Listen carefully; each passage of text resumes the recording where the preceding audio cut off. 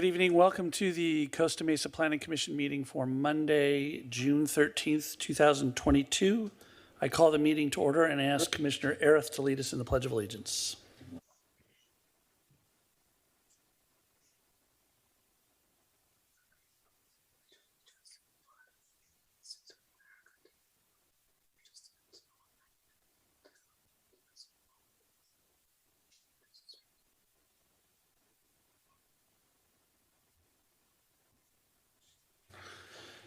Thank you, Commissioner Areth.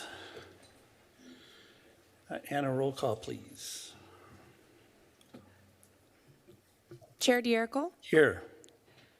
Vice Chair Zick, Here. Commissioner Rojas, Here. Commissioner Russell, Here. Commissioner Toller, Here. Commissioner Areth, Present. Commissioner Vivar. Present. Please note that Commissioner Vivar is present via Zoom. Okay.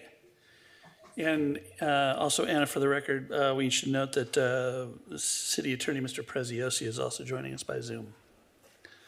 Thank you very much. We have no announcements or presentations tonight on the agenda. This brings us to public comment.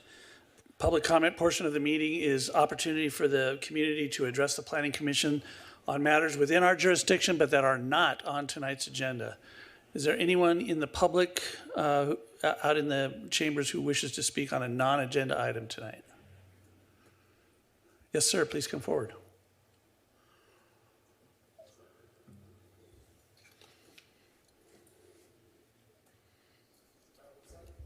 Either side. You have 3 minutes. Please give us your name. Hi, my name is Frank Spitzer. I don't know if it's on the agenda or not, but I wanted to just talk about the Wilson water project. It is not. Go ahead, sir. Living in that area, the project obviously seems to be going past the due date. The road is a wreck. It's been a wreck. I got a couple of nice cars that's caused some problems, but I'm not looking here for that. I just want to know when it's planning on getting repaved and redone between Harbor and Fairview, and what's the reasoning for the delay? The other problem was some of the pavement that was done in the neighborhood that's right close to there off of Columbia. It was a scheduling issue. They repaved half the neighborhood. Then they decided to do the Wilson project, and they stored all their equipment on the newly paved roads, which destroyed it. So it just seemed kind of senseless to me. I thought I'd see what you guys had to say. Okay, thank you, sir. Mr. Setharaman, do you know, is this a Mesa Water project or Mr. Yang? Or is it a city project? Yes, Mr. Chairman. Good evening, members of the Planning Commission. So in response to the gentleman's question, the answer is that the initial project is a Mesa Water project, water main project.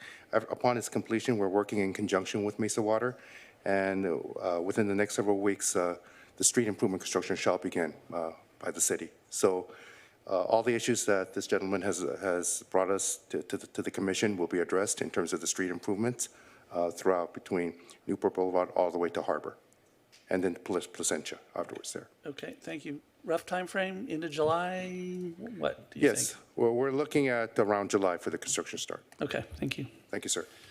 Anyone else in the chambers wish to speak to the commission tonight? Public comment? Okay, seeing none. Anna, is there anyone on telephone or Zoom? No, there is not, Mr. Chairman. Okay, thank you. We'll close public comment. We have no items on the consent calendar tonight. And I just ran out of time myself. So that brings us to public hearings. Anna, please read into the record public hearing item number 1.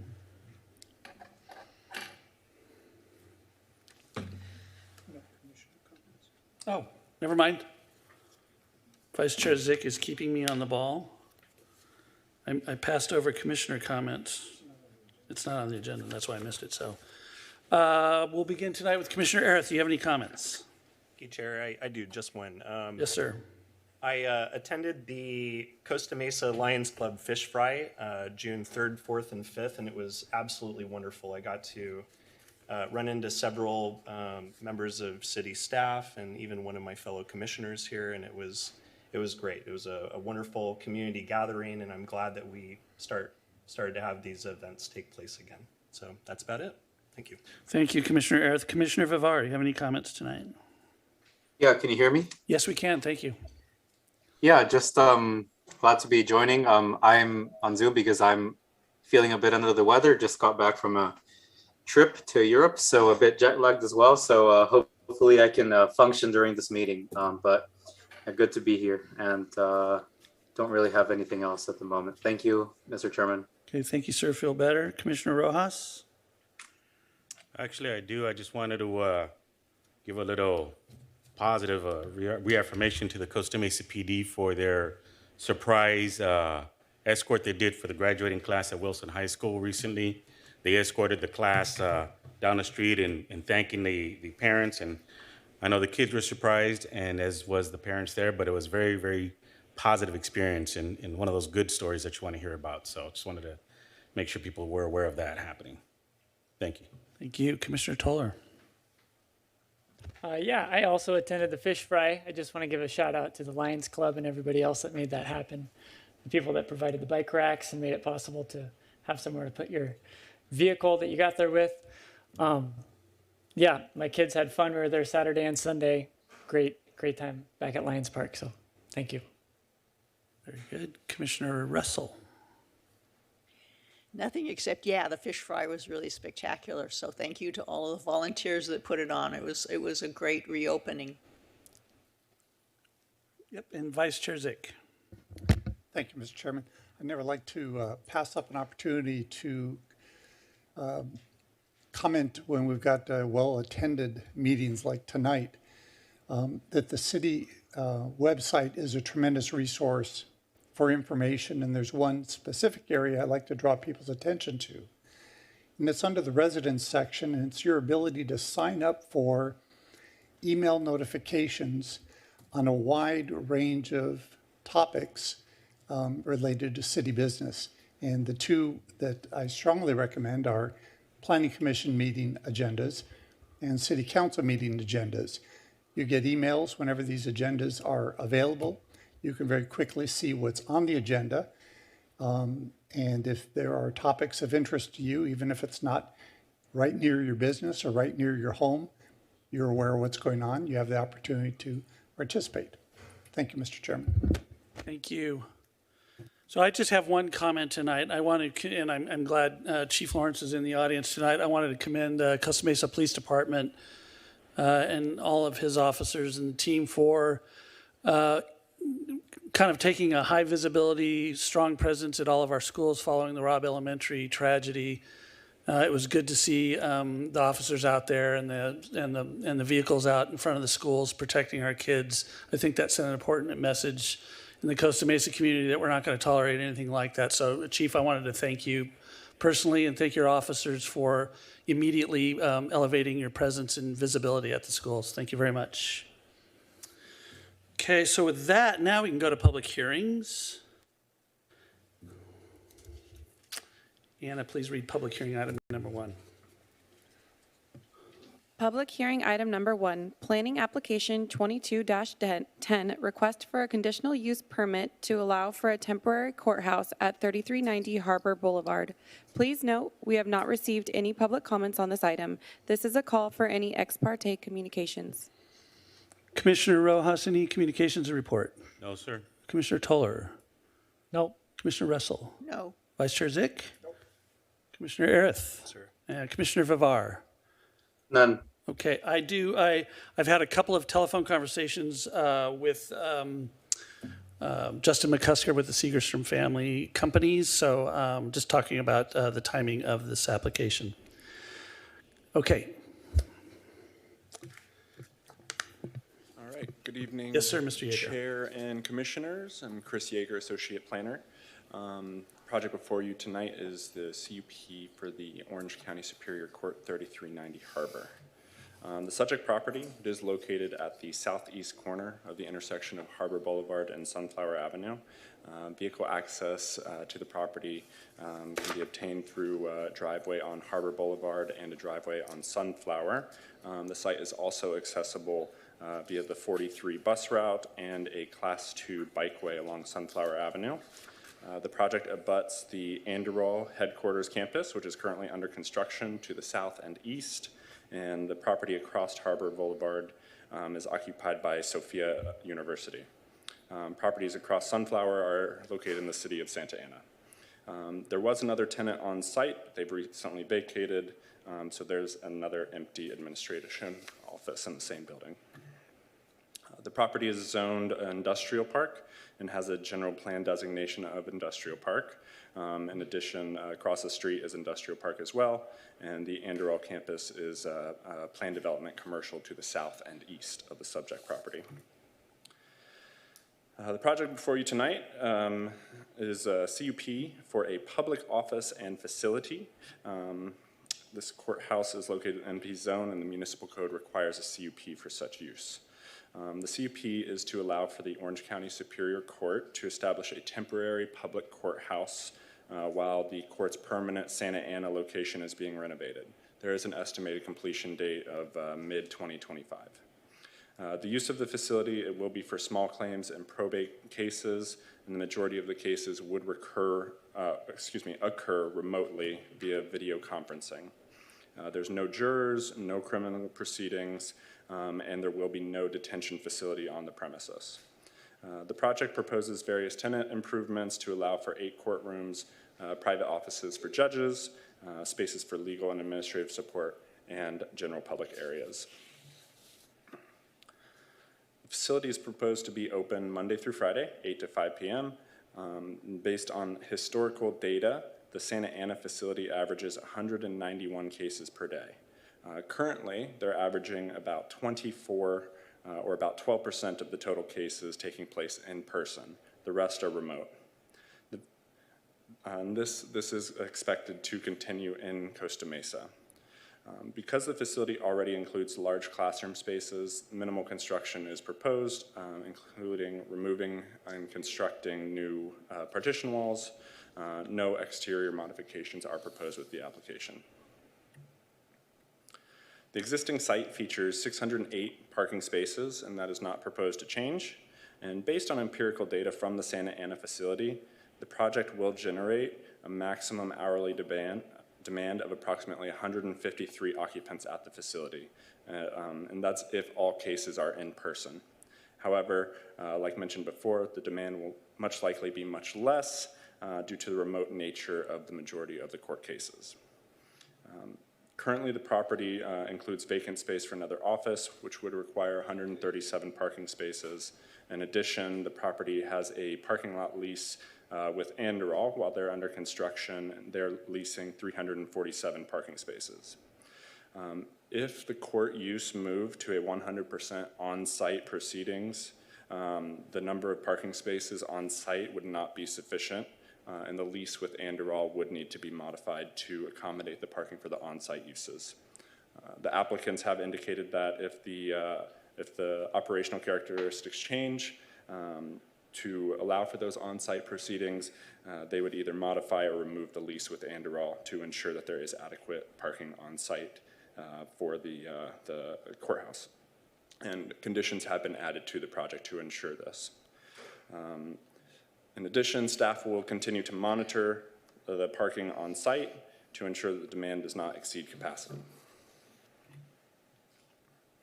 Complete findings for the project are available in the staff report, but as conditioned, the project will be compatible and harmonious with the general neighborhood due to the office nature of the use and the remote nature of the cases, and because sufficient parking is provided for the use. The use will comply with all applicable building and fire code requirements to ensure that the use is not detrimental to the health, safety of the public, and the facility is not proposed to expand and complies with the intent of the zoning code and general plan. Staff's included a variety of standard conditions and additional conditions, including condition number 9, which would require that if state law changes to require the on-site court proceedings, then the parking agreement with any off-site uses would need to be modified or removed. And condition number 10, that the applicants will need to monitor the parking lot, and if the parking demand is exceeded at any time, then the off-site parking shall be reduced. If any operational any changes occur, or if off-site parking changes, then the monitoring will need to continue, both by the applicant and staff. With that, staff recommends that the Planning Commission adopt a resolution to find that the project is categorically exempt from the provisions of CEQA per CEQA guidelines, section 1503 or 15301, existing facilities, and to approve the planning application subject to conditions of approval. I can make myself available to questions. I believe we also have representatives from the Orange County Superior Court and the property owners, the Segerstroms. Okay, thank you, Mr. Yeager, very much. Commissioner Vivar, do you have any questions of staff?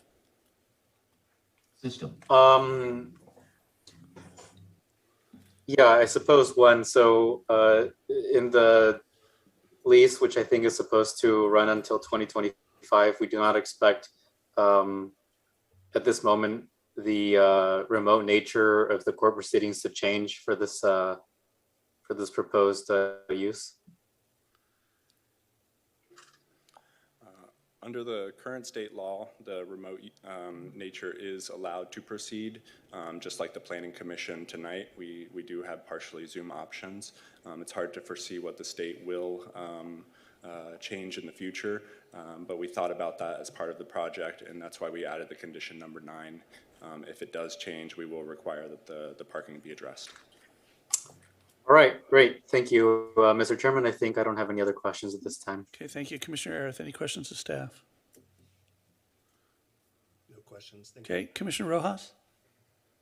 No, I reviewed the report and spoke with staff already during the week, and they were able to answer the questions I have. I have no further questions at this time. Thank you. Thank you for doing advanced homework. Commissioner Toller? No questions, thank you. Okay, Commissioner Russell? No questions. Vice Chair? No, sir.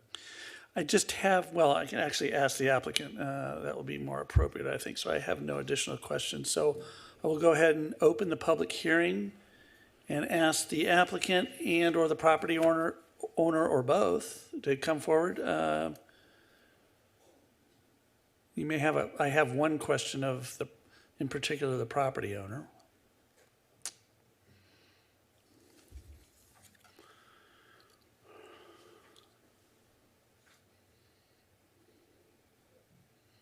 Good evening. You are? Thank you, Carmen, very much. So my question is, have the Segerstroms had a conversation with Anderl that basically gives them a heads up Yes, that their lease could be modified to some extent? yes, they're very aware, and in the contract with them, we have a 90-day right to terminate. Yeah, it is. Yep. Okay, thank you. You're welcome. Thanks so much. Any other questions of the property owner? Okay. Any questions of the court representative? All right, we'll then open the public comment portion of the public hearing. Anyone wishing to speak to this item in chambers, please come forward. Okay, seeing none. Anyone on Zoom or telephone to speak to this item? Anna? No, there's not, Mr. Chairman. Okay, so we'll close public comment and see if there's any questions from commission to staff. Commissioner Vivar, anything else? No, Mr. Chairman. Thank you. I'll close the public hearing and ask if there's a motion. We have to do this by voice tonight because Commissioner Vivar is out, so don't hit the button. So I'll go ahead and make a motion to move that the project is exempt from the provisions of the California Environmental Quality Act, CEQA, Guidelines Section 15301, existing facilities, and approved planning application 22-10, subject to the findings in Exhibit A and the conditions of approval in Exhibit B. Is there a second?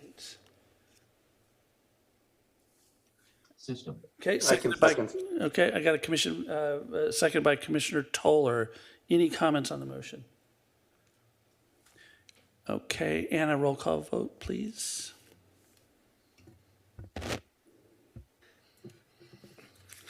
Chair DeErkel, Aye. Vice Chair Zick, Aye. Commissioner Rojas, Aye. Commissioner Toller, Aye. Commissioner Russell, Aye.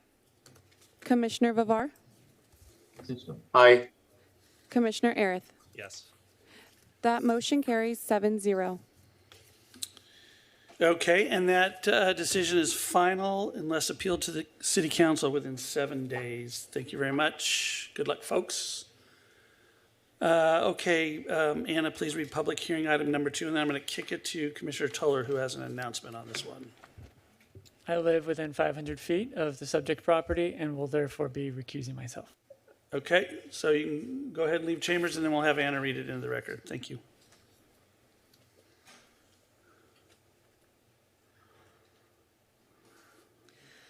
Public hearing item number 2, review of Planning Division zoning approval, PC 21-00147 for a 1,072 square foot second story addition and remodel at 283 East 19th Street.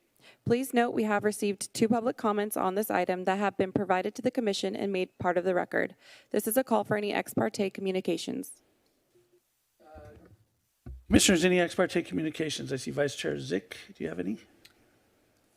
For full disclosure, I wanted to mention I have not spoken to the applicant. I have not spoken to the neighbor, but I have had discussions with staff on this item. Thank you. Okay, Commissioner Russell, any ex parte? Commissioner Rojas? None on my side. Okay, Commissioner Arith? Yes, I talked with Ms. Karen Arnold for about 20 minutes the other day. Okay, Commissioner Vivar, thank you, sir. None for me. Thank you. Okay, thank you very much. Mr. Yeager, staff report, please. All right. So tonight's Planning Commission hearing is a de novo hearing in which the Planning Commission can consider the project in its entirety. The Planning Commission is tasked with reviewing all evidence provided, and pursuant to the de novo hearing process, the Planning Commission may consider all aspects of the proposed project and is not required to limit the discussion to the issues in the call to review. The review hearing shall be based on any relevant evidence submitted at the time of the prior decision and at the appeal hearing, and decision of the body whose decision is being appealed. The residential design guidelines provide that 2-story construction in the R1 zone that complies with the guidelines and residential development standards can be approved by planning staff with a notice of zoning approval, which is mailed to the property owners of the immediately adjacent residences. Planning staff determined that the project is in compliance with the city's zoning code and the city's design guidelines, and consequently, a notice of zoning approval was sent to the surrounding neighbors on April 22nd, 2021, notifying them of the approval. On April 27th, Mayor John Stevens called the application up for review following a conversation with the neighbors at 279 East 19th Street. Following the call for review, staff encouraged the applicant to work with the neighbor to potentially resolve the neighbor's concern. At this point, the applicant and neighbor were unable to come to an agreement on the project. Pursuant to the municipal code, the applicant for the original decision shall have the burden of proof to support the granting of the approval application. In regards to this call for review, the applicant has specifically indicated that 1, the proposed development complies with all code requirements. 2, the project's impact on the neighbor's property is no different than any other room addition projects. And 3, that they would be willing to forego the proposed windows adjacent to the neighbor's outdoor patio area and instead retain the existing clear story windows to reduce the neighbor's perceived privacy impacts. The project site is 6,561 square feet and is located on the south side of East 19th Street between Westminster Avenue and Santa Ana Avenue. The site is zoned R1, single-family residential, and has a general plan land use designation of low-density residential. The project site is surrounded by other R1 zone properties, which are all developed with the immediate adjacent residences are 1-story, and the block does feature a mixture of 1- and 2-story homes. The site is currently developed with a 2-story single-family residence and a detached 2-car garage at the rear of the property with access to an alley. The proposed project includes the construction of a 1,072 square foot second-story addition above the existing residence and detached garage. The portion of the second-story addition located above the garage would be connected to the main residence by an enclosed bridge. The proposed residence would include 5 bedrooms, 4 full bathrooms, 1 half bathroom, new library, new storage room, new laundry room, as well as an existing great room, living room, and office. The project also proposes to modify windows on the left and right facades, and the vast majority of the addition is above the existing residence, with the only increase in lot coverage of 55 square feet below the bridge and an additional 87 square feet of hardscape is along the alley to accommodate the open parking space required by the code. The neighbors of the project, are the residents at 279 East 19th Street, submitted a letter outlining their concerns of the project, which was included in the staff report. The outlined concerns include the modification of windows to the second floor overlooking their property, the addition of new windows and 2 Juliet balconies generally facing their property, the additional shade that the project would cast on the property, and the project's massing. The image you see on the screen there, the White House in the background, is the subject property, and the smaller house to the right is the neighboring property. Prior to approving the plan check, staff reviews both residential development standards and residential design guidelines. The table on the screen shows all of the applicable development standards and what is being provided in the project. As can be seen, all standards are met, including maximum height, open space percentage, setbacks, and the required parking. In regards to the design guidelines, the project includes a variety of articulations and creates interest in massing while avoiding a boxy appearance through varieties in setbacks, roof forms and slopes, and fenestration patterns. Due to the setbacks, height, and other requirements being met, the impacts of light and air on the neighboring properties are consistent with the residential design guidelines. Window placement has avoided direct views into the neighboring residences because the neighboring residences are single story, and therefore any second story window cannot look directly into the neighboring home. One of the Juliet balconies faces the alley, and the other is approximately 19 feet from the shared property line. Architectural treatments of the elevation incorporate stepping and multiple building planes and offsets, including the use of linear wood paneling for the siding. The addition also includes both vertical and horizontal articulation with numerous and varying size windows. In addition, the project has been designed to maintain a consistent architectural design of the existing home with craftsman features. Specific findings are not required for the project since it is a plan check approval. However, as mentioned before, the project complies with the zoning code development standards and the design guidelines. Staff recommends that the Planning Commission adopt a resolution to uphold the Planning Division approval of the proposed second-story addition at 283 East 19th Street with direction to the applicant to work with staff for submitting a revised window design at Master Bedroom 2 to improve neighbor privacy. I'm happy to make myself available to questions, and I believe we have representatives of both the subject property and the neighboring property here. Okay, thank you, Mr. Yeager. Commissioner Vivar, do you have any questions of staff? Yes, I do. So one of the concerns, it seems, from the neighbor is shade. So do we know how much shade would be cast onto that neighboring property, and how much more shade that would be compared to the current house as it stands? So for plan check projects, a shade study is not required. However, because the project does comply with the design guidelines and the maximum height, which would be at the peak of the roof, it would then slope down towards the neighbor's property. With that, since it complies with the guidelines and the standards, staff believes that it would not increase increase shade or decrease light to a major extent. Okay, thank you. I think that's it for me, Mr. Chairman. Okay, if I can follow up real quick, Mr. Yeager, does the city have any requirement of applicants to actually do a shade study on certain projects? For taller projects, such as entitlements, it would likely be a requirement from staff to provide a shade study. Okay, thank you. Commissioner Arith, do you have any questions? I do, thank you, sir. If we turn to page 4 of 8, going into 5 of 8, we'll see window placement.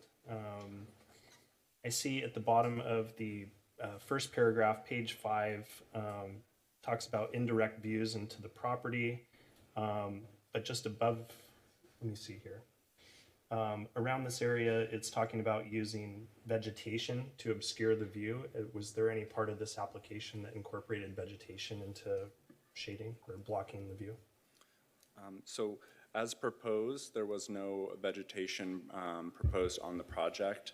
It should be noted that the landscape requirements of the city code are not applicable to R1 properties. Okay, thank you. And then also in the second paragraph, if we look at the concept of opaque glass, is that also still being considered in the final proposal? So the recommendation for the Planning Commission would be for the applicants to work with staff to modify those windows to reduce the impact on the neighbors. One of those options would be opaque glass. Okay, thank you. Thank you, Chair. I think that's it for me. Okay, Commissioner Rojas, any questions of staff? No, sir. Okay, Commissioner Russell? No, thank you. Vice Chair? Thank you, Mr. Chairman. Two questions. Both of them general process questions, not specific to this project. I may have other questions later. On the first page of the staff report, and as part of your presentation, you indicated that after the planning staff approval, a notice of zoning approval was mailed to the adjacent property owners. And that would be the abutting property owners, just the two property owners, is that correct? Correct. It is neighbors that share property lines. This requirement of mailing a notice of zoning approval, do ADUs trigger that? What triggers that requirement? So the trigger for the requirement is in the residential design guidelines, which was approved by the city council, and it's for any single-family residential second floor addition. Got it, okay. And then my second process question relates to the idea of trying, modifying the design or trying to satisfy the concerns and the basis for the appeal. If instead of if the decision tonight is to have staff go back and work with the applicant and the adjacent property owners, and if a resolution is found by staff, would the item come back to Planning Commission, or would the planning staff decision of approval at that point be modified and stand? So at this point, the final approval body would be the Planning Commission.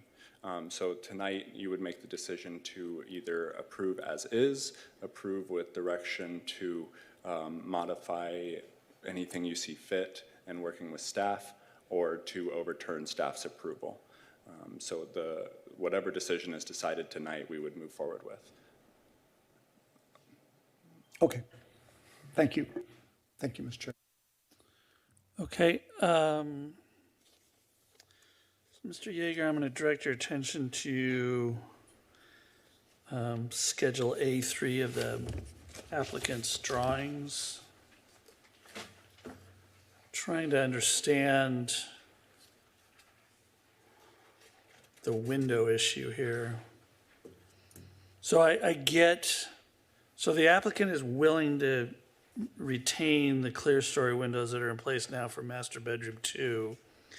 However, staff's pointing out that under California code, each room has to have an egress window. And so those clear stories obviously don't qualify. So staff is making a recommendation about somehow, I don't know, niching master bedroom 2 into the storage area. Are we talking about maybe just putting a door there? I mean, what if they put a door there? So staff believes that there's an opportunity to basically cut out a niche of the storage room. So that would be open air, and then the window would be facing the niche as opposed to the neighbors. So they could still have the clear story windows, which would alleviate any privacy concerns, and then the egress window would satisfy the building code without directly looking into the neighbor's property. So I'm looking at the window on the south elevation that looks out to the alley that's in the storage room. That's an egress window by code, correct? I believe so. It's 48 inches high. The storage room, I believe that the storage room would not necessarily need to have an egress window. The room in question here is the master bedroom. No, I 2. understand that. What I'm saying is if to me that south elevation window, rear elevation window, I'm sorry, in the storage room is 48 inches high, which to me that meets code in terms of egress window. I'm trying to figure out how to have that window qualify as the egress window for the bedroom. So can you punch a door through to the storage room and you're good, or do they have to, no? So the program that the property owner and architect wanted was to have that whole area, the master bedroom, the master bath, the storage room, and the library to be a master suite. So having the master bedroom 2 going into the storage room, it would be a possibility to change it, but I would recommend that you talk to the applicants Okay. about that. Okay. All right, that was about my only question on staff for that. Vice Chair Zick. Let me follow up on that question. If a door opening, because I've talked to you about the Windows solution idea, but based on what the chairman is suggesting, if a door opening was created from master bedroom 2 into the storage area, and by virtue of that door, you then would have access to the alley-facing window in the storage area. Is that a code satisfactory solution? I apologize, I misunderstood at first. If they opened up the new storage room to the master bedroom with no walls or doors, then that could satisfy. So it'd have to be However, an if there- open space. It couldn't be a door. It Correct. If couldn't be there's a door that would not satisfy. Yeah, I'm not sure I egress want my windows. bedroom looking into a storage room, but, I see, it would have to be open, not just a doorway. yeah. Correct. The egress window needs to be directly into the bedroom. Got it. Thank you for that clarification. Good follow-up, thank you. Okay, no other questions, so we'll open the public hearing and ask the applicant to come forward. They're here this evening. And if you have a presentation or you want to walk through the history of your processing your application and your interaction with your neighbors, that's fine. We may have some questions for you. Yes, ma'am. I'm Stephanie. I'm part of rep of the True Plans and the client. We did look through the plans, and a possibility that we were looking at is because the bedroom, as mentioned, does need a window for ventilation egress to qualify, we could potentially bring up those 2 windows up about 8 inches, and that would still qualify the requirements to be considered egress and, safety, light, and ventilation. Those are the things that we came up with so far in terms of being able to somewhat accommodate. And aside from that, like you mentioned in the paperwork, there is a possibility of doing a texture glass so it doesn't have full visibility. Although from the drawings, if you look at Google Maps looking straight down, those 2 new windows would be facing the neighbor's house, but there's a deck, so there's not even direct view to their home or their windows. I don't know if you guys have any questions for me or any other suggestions. We would be willing to work with them. Okay. Commissioners, any questions? Vice Chair Zick. I wanted to understand what you were describing for the window Yeah. change. I'm looking at drawing A-4.1, which shows the existing window configuration and the proposed window configuration. And I think you were describing something that's a little Yeah, bit so different. those. Ma'am, let him ask the question. Oh, I'm sorry. That pretty much was my question. I wanted to know what it was different that you were describing from what the existing and the proposed show. The only, what I was just describing in the proposed windows, those two windows that are going to be bigger to give light and ventilation, we could bring them up 8 inches, so make them shorter in length, while still accommodating light and ventilation. And you were also, did you mention instead of clear glass, having some kind of an opaque glass? Did I misunderstand or did I understand? That is correct. That is what also was previously mentioned or submitted by the owners. Say that again. Yes. The answer is yes. Okay, so they'd be smaller windows and you would not be able to see out of those windows. There would be a textured glass that we could use, so it's not a complete clear. Okay, thank you for that clarification. Okay. Commissioner Vivari, any questions of the applicant? I do not have any questions, Mr. Chairman. Thank you. Okay. Commissioner Rojas. None at this time, sir. Okay. Commissioner Arith. None, Chair. Thank you. Okay. Commissioner Russell. No, no, Chair. Okay. And then Vice Chair has another question. I do. So there was another concern having to do with the Juliet balcony out of the library area. And so I'm looking at drawing A-3.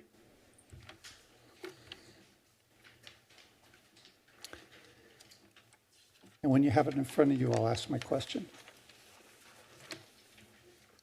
Okay. So right now, the Juliet balcony faces the neighbor who has the concern. My question is this.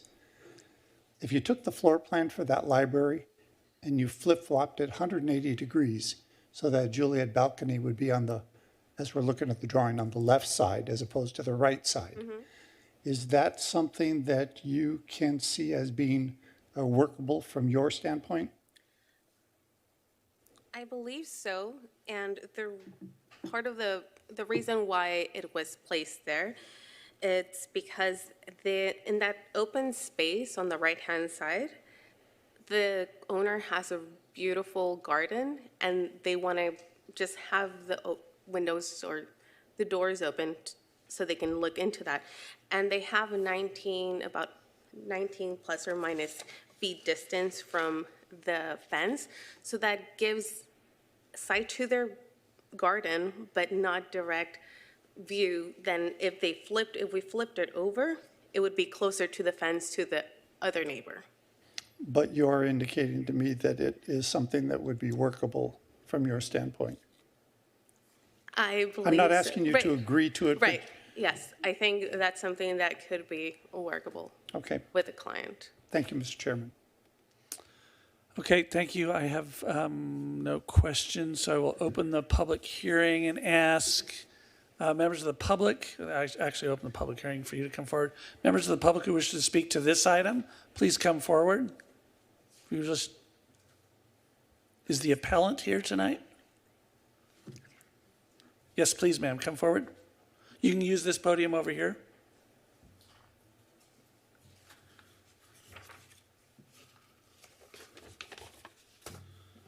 Good evening. Hi, I'm Karen Arnold, and I'm here with my husband, Fred Arnold, and we are the residents at 279 East 19th Street. And first of all, I want to thank the city for helping us maneuver through this process, because it's really been a challenge for us, because my husband has had some major health issues. So our concerns with shade and light, the quality of our life, plus the major invasion of our privacy is very important. And we're hoping that we can get this resolved, especially the privacy. And with these windows, I'm still not really clear about the design. You're talking about the 8 inches up and having opaque. Does that mean that the windows don't open? They would need to open for light and ventilation. Yeah, so we actually had this issue when the house was first built. There were single casement windows that looked right down on our patio area, which is like an extended living area with our house. And Lynn He, who was the builder owner at the time, he agreed, and they came up with the idea of the awning windows. Now, I know that circumstances have changed a bit, but this was brought up about opaque windows, and we ruled it out because you can open them. So it's, you know, why bother? But I would like to have the chance to maybe look at what you are proposing, because I'm still not really clear, especially with the windows looking on our patio area. Thank you. Okay, thank you, ma'am. Anyone else wish to speak to this item in the public? Okay, anyone on Zoom or telephone? Anna? No, there is not, Mr. Chairman. Okay. Any questions from the commission from either the appellant or the applicant? Vice Chair. I've got a couple questions for Ms. Arnold. Sorry, Ms. Arnold, you can come back up. I wanted to catch you before you walked back. And while you're getting in position, the question I have for the applicant, so I'm looking at the windows, and not the ones in the breezeway, but the windows of concern. And the question I have, and I'm not a windows expert, Right. but it appears as if they're a window that has a sash where traditionally you would open the bottom half of the window. Am I thinking of that window correctly, the way you're intending? Let me look at the schedule. Give me a second.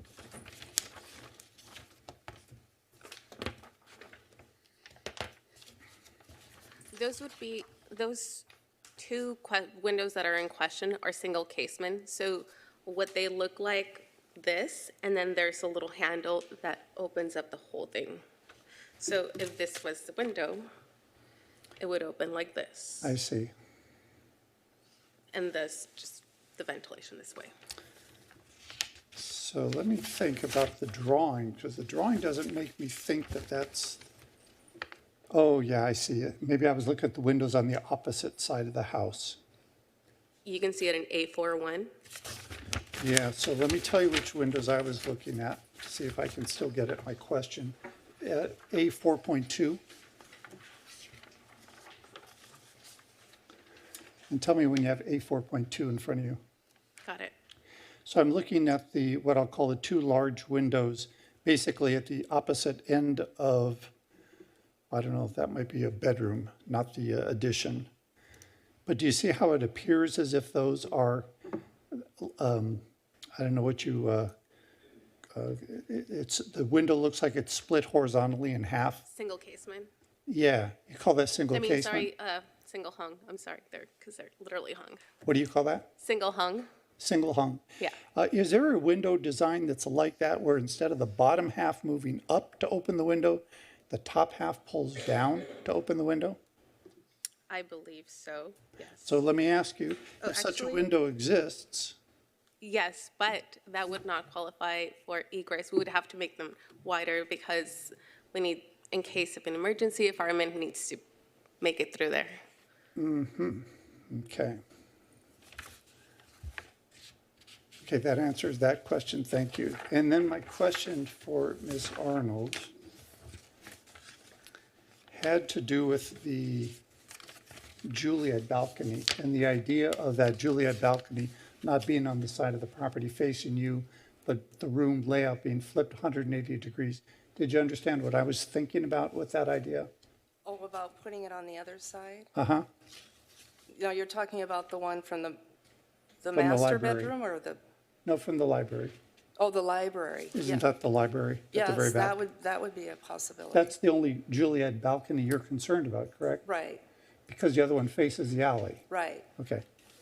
And so that idea of flipping the layout 180 degrees is something that would satisfy your concern about the Juliet balcony. Right, Okay. correct.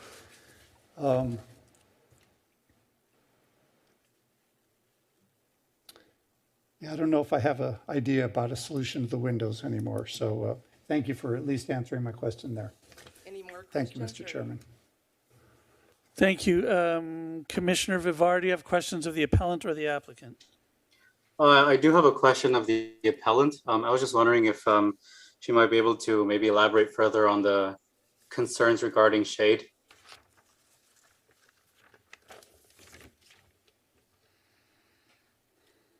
Oh, about shade, Who's the question for? Sorry. yeah, who was the question? Oh, yeah, for the appellant. Ms. For the Arnold, it's appellant. for you. Ms. Arnold, it's for you. Okay, about the concern of shade? Yes, ma'am. Yes, that is because it's extending the house from where it is now. And that's it's an impact on our living area outside. Mm-hmm.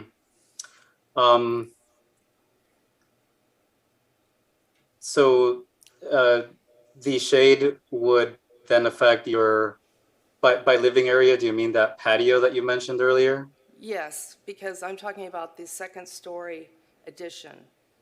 Okay. Sure.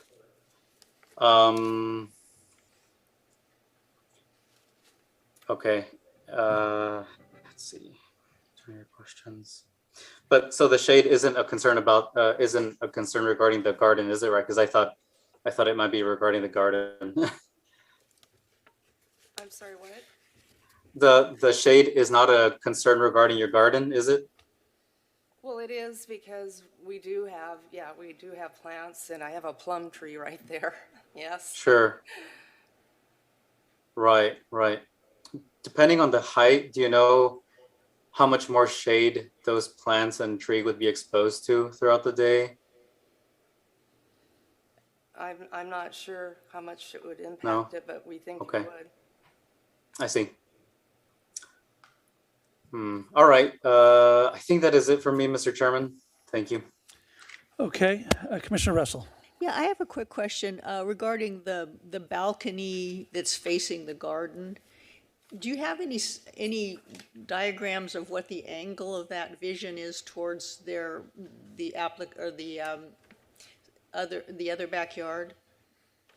Because if it's 19 feet back, and how much of their backyard does it look into? That is something we could generate with 3Ds. I don't have that in the plans at this moment. If I may, Commissioner Russell, on the site plan on A-1, the library, it is set back 19 feet from the property line. So the Juliet balcony would be approximately 19 feet back. You can also kind of see the relation of the neighboring property structures. They're just in a dark outline, but you can see relatively where they're located compared to the addition.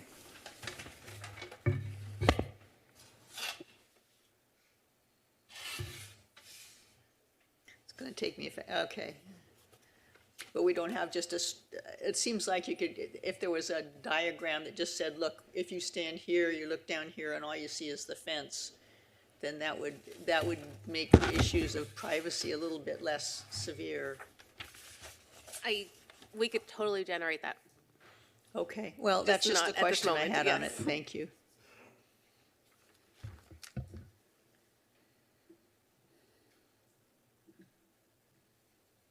Okay.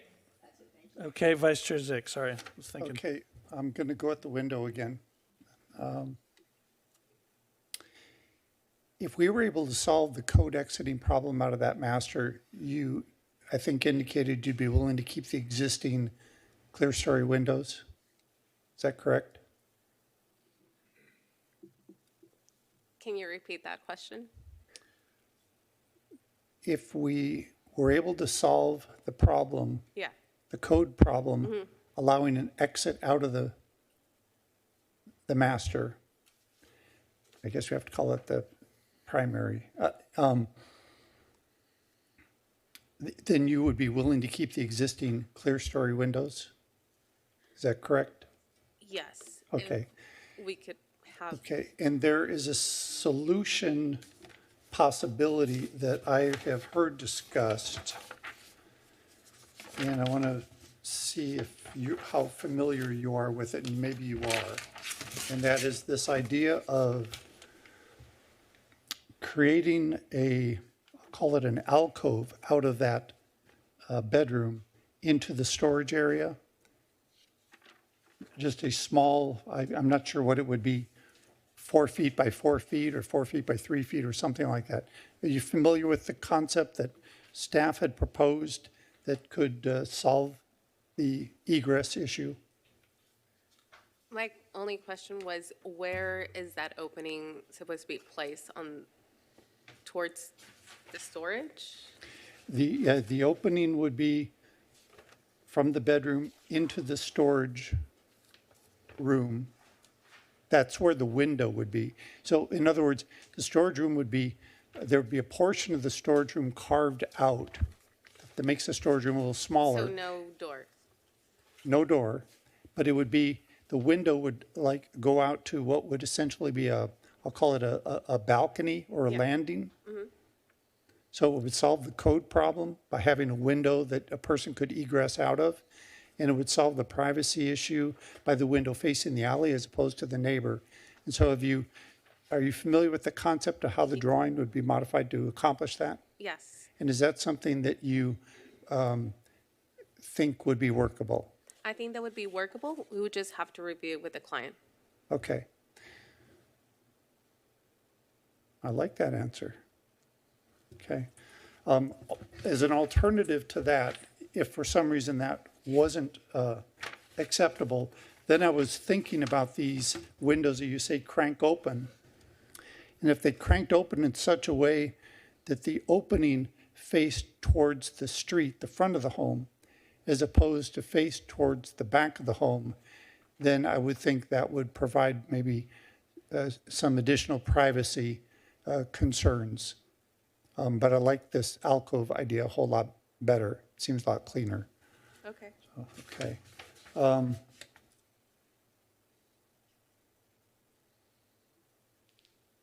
Yeah, great. Thank you. Thank you, Mr. Chairman. Okay. Commissioners, any other questions of the applicant or the appellant? Okay, I will ask anyone in the chambers who wishes to speak to this item, please come forward. Okay, seeing none. Anna, is there anybody on the phone or Zoom that wishes to speak to it? No, there is not, Mr. Chairman. Okay.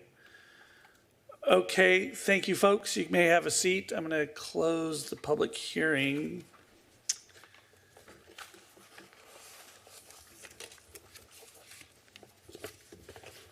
And bring it up to the dais and see if anybody want to have a conversation about this or have a motion. So I guess I'll start off. I don't have a motion. I'm going to let the rest of the commissioners direct this.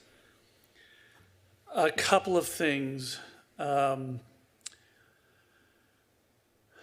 that struck me. One, the project is completely code compliant and completely compliant with residential design guidelines. So it's like they're following all the rules. They had a zoning administrator decision clear back this time, well, in fact, earlier than April of last year. And it was called up, and they've spent a year, more or less, either modifying the design or working with the Arnolds to see if there's a solution. So they put their plans on hold for a year, trying to work out a solution, and apparently we still don't have one. So I'm a little worried about the alcove idea because that's not an insignificant cost to add that. And it's not like they're being unreasonable in terms of bringing forward a design that is compliant with all of our codes and all the guidelines. So personally, I'm of a mind to uphold the zoning administrator's decision as is, but I'm not going to make that motion. I'm going to hear other commissioners and see what they think. So Vice Chair Zick, I'll go with you. Thank you, Mr. Chairman. So I have some discussion ideas or some opinions that I'd like to share, but I would prefer to share them after making a motion so I can provide the rationale for my comments in that context. So my motion would be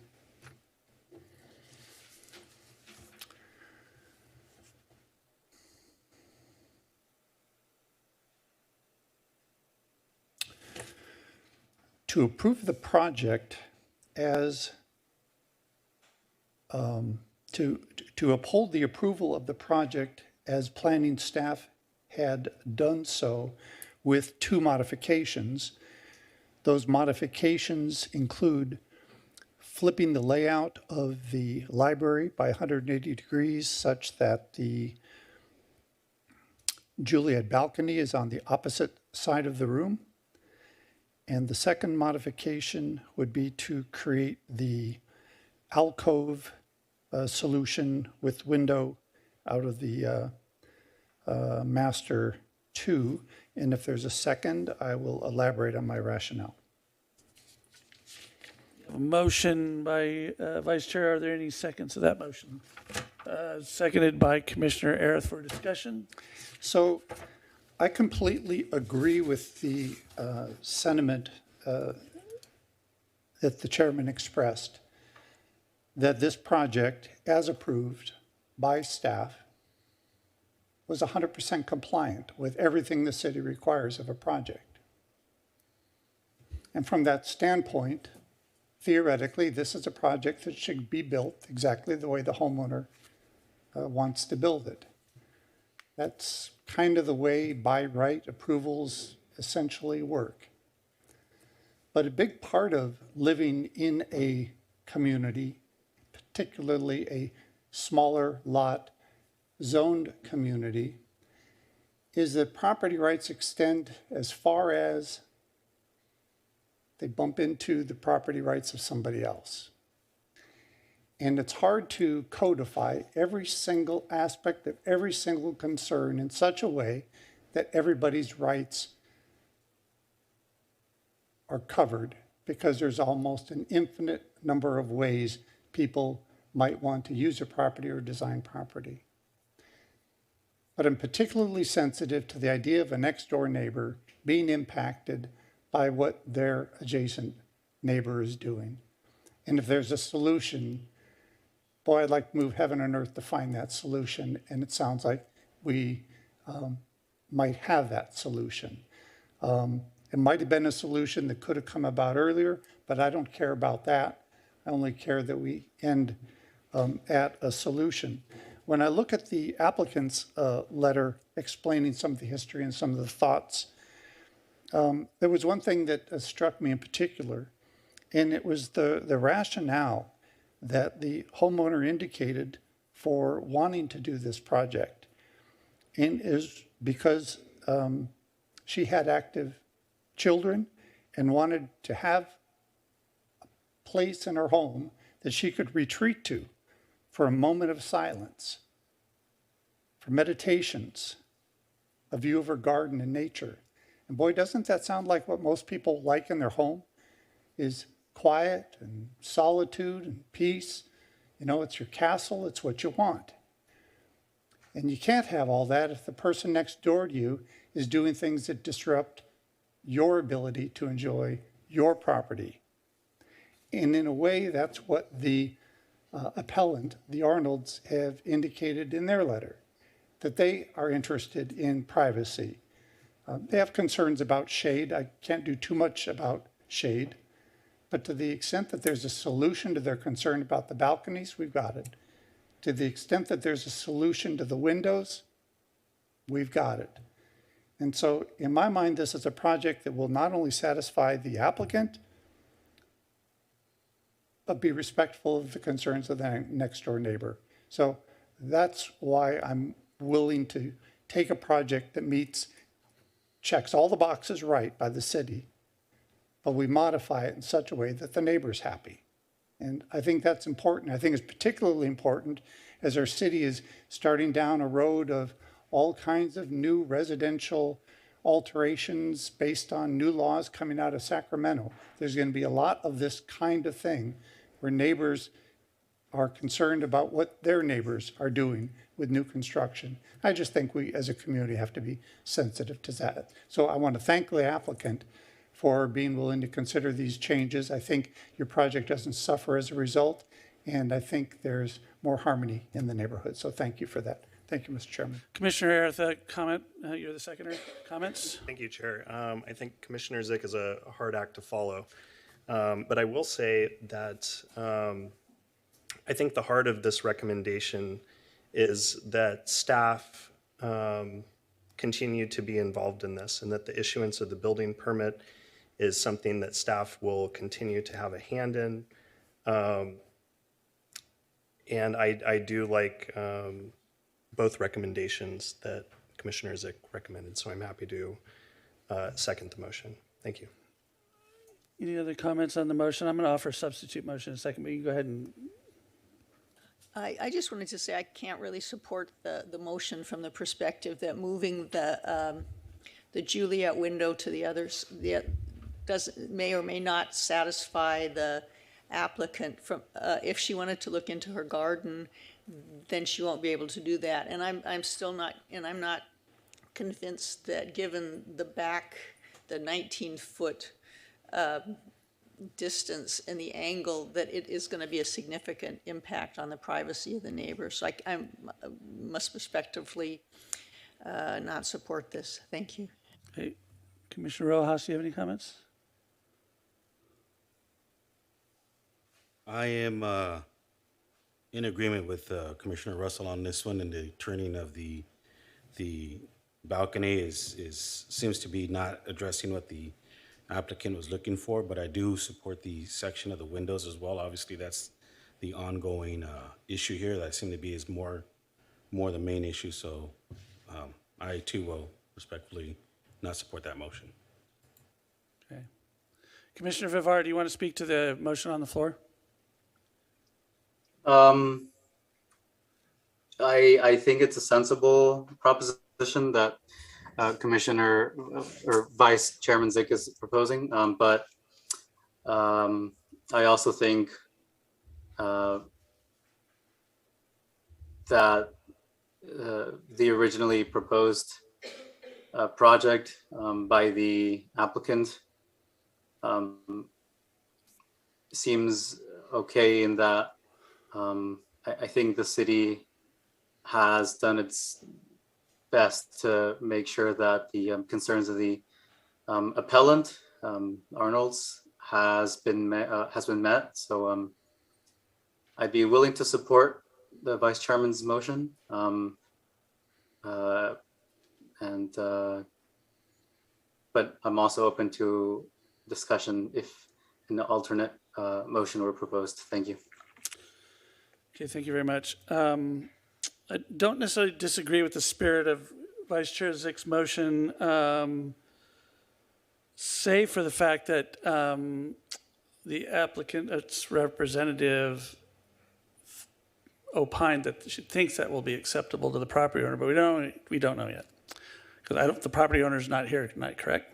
Okay, so I don't like the idea of putting the Juliet on the other side. I don't like the idea of popping out the alcove. I mean, time is money for folks, and these are expensive modifications to designs.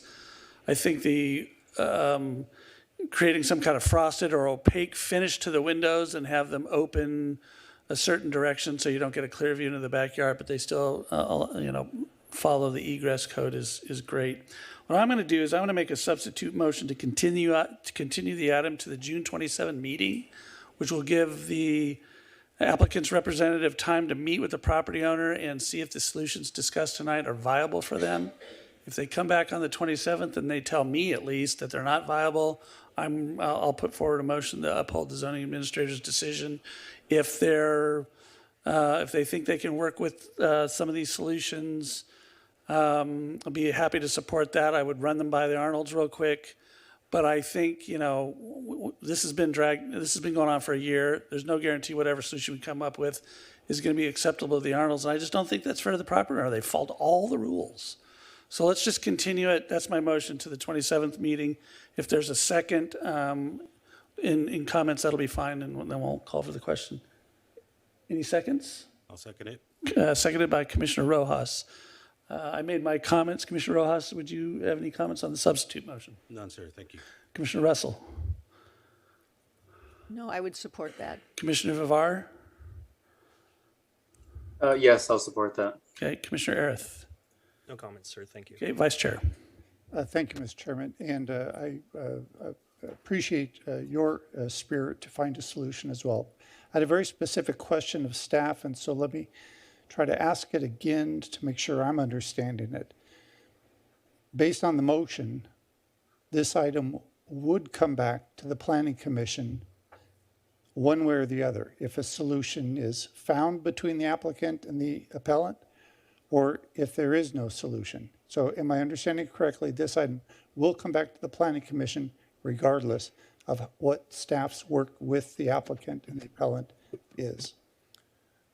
If guidance was provided to staff to work with both applicant and appellant, we would be able to handle it without coming back to the Planning Commission. If you wanted it to come back to the Planning Commission, then the continuance item, we could bring that back. Well, so that's really not what my motion, the only reason I want to continue this is so she can go back and ask the property owner if the solutions put forward in his motion are fine with them. Because if it isn't, then It's whatever motion you decide to move forward I would with. just, let's bring it back on the 27th and see where they're at. And if they haven't made any progress, it'll be a short hearing. That's all I can say. So the answer to my question is, based on that motion, it will come back to Planning Commission regardless. Correct. Okay, thank you. Then I can support that motion. Okay. And a roll call, please. Chair Dierkel, Aye. Vice Chair Zick, Aye. Commissioner Rojas, Commissioner Toller, has recused himself, Commissioner Russell, Yes. Commissioner Vivar, Aye. Commissioner Arith. Yes. That motion carries 6-0 with Commissioner Toller recused. Great, thank you. Sorry, folks, we'll see you in 2 weeks, and we'll take a 10-minute break before our next item. Thanks.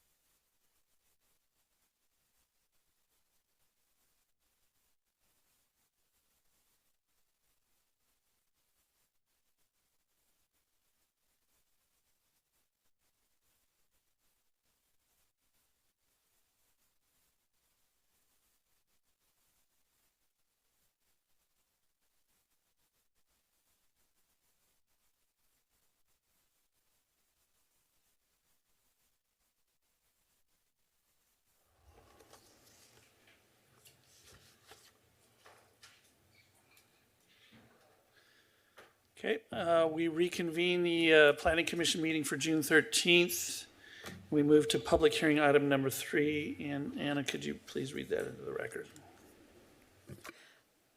Public hearing item number 3, planning application 21-22 for a retail cannabis storefront business with delivery located at 2301 Newport Boulevard. Please note we have received public comments on this item that have been provided to the commission and made a part of the record. This is a call for any ex parte communications. Commissioner Rojas, any communications to report? None, sir. Okay, Commissioner Toller, rather. No. Commissioner Russell. No, no. Vice Chair Zick. None? Okay, I had a conversation with the applicant last Friday. Just getting to know him a little bit better. Commissioner Arith. I held a 15-minute call today with Alexander Lactose. Okay. Commissioner Vivar. None. Very good, thank you. Ms. Halligan, good to see you. Yes. Report's yours. Good evening. I'm Michelle Halligan, contract planner. Planning application 21-22 is a request for a conditional use permit to establish a retail cannabis dispensary with delivery. The state license type is type 10 storefront retailer.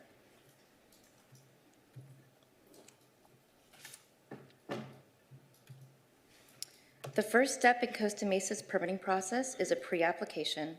This includes zoning verification, a site visit, and a letter describing whether or not it can continue. After receiving an affirmative pre-application letter, planning can accept a cannabis business permit application. This includes notarized statements, a business plan, a professionally prepared security plan, and background checks. After passing these evaluations, the city issues a notice to proceed letter. Next, the business owner applies for a conditional use permit. Staff from multiple departments review the application, provide corrections, and conditions of approval. If approved, the applicant can apply for building permits. The construction must pass inspections by multiple departments and Costa Mesa's cannabis consultant. After passing a final inspection, the CBP is issued, and at that point, the applicant can obtain a business license and then a state license. The proposed storefront with delivery is located at 2301 Newport Boulevard. Existing development on the half-acre property consists of a one-story, 3,600 square foot commercial building with surface parking, a trash enclosure, and landscaping. Adjacent uses include a multi-tenant office building to the north, a post office to the west, and an automotive use and the Assistance League to the south. The 55 freeway is to the east. The property is zoned C2, General Business District, and is surrounded by other C2 and C1 properties.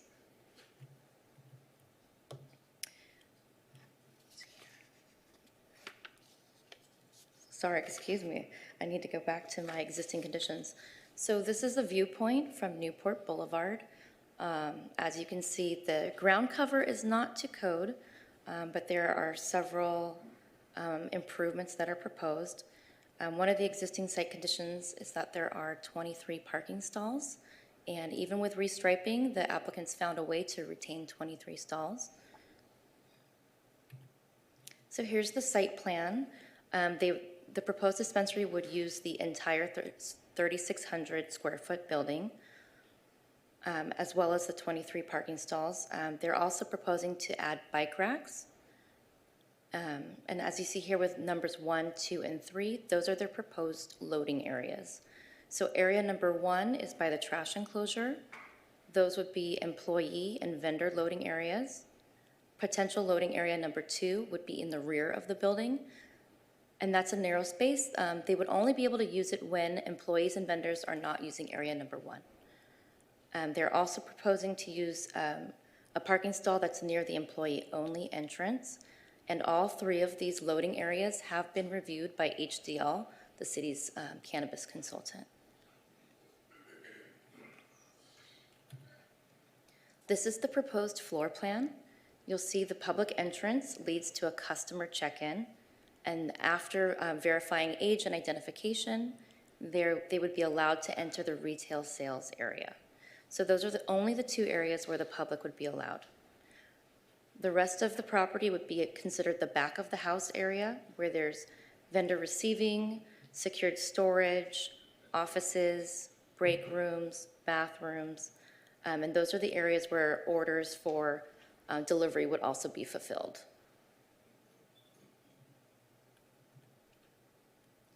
The proposed exterior improvements include renovating the facade, the stucco would be redone, the awnings would be repainted, and these architectural projections would become angular, whereas currently they're rounded. They're also proposing to replace the ground cover with living plant materials and make some other minor enhancements to some of the gates and clean up the trash enclosure. The owner provided a business plan. It includes proof of capitalization, their experience in the cannabis industry, as well as details such as day-to-day operations. The city's cannabis consultant reviewed it and found it to be in compliance. The applicant provide a professionally prepared security plan that includes 24-hour security guards.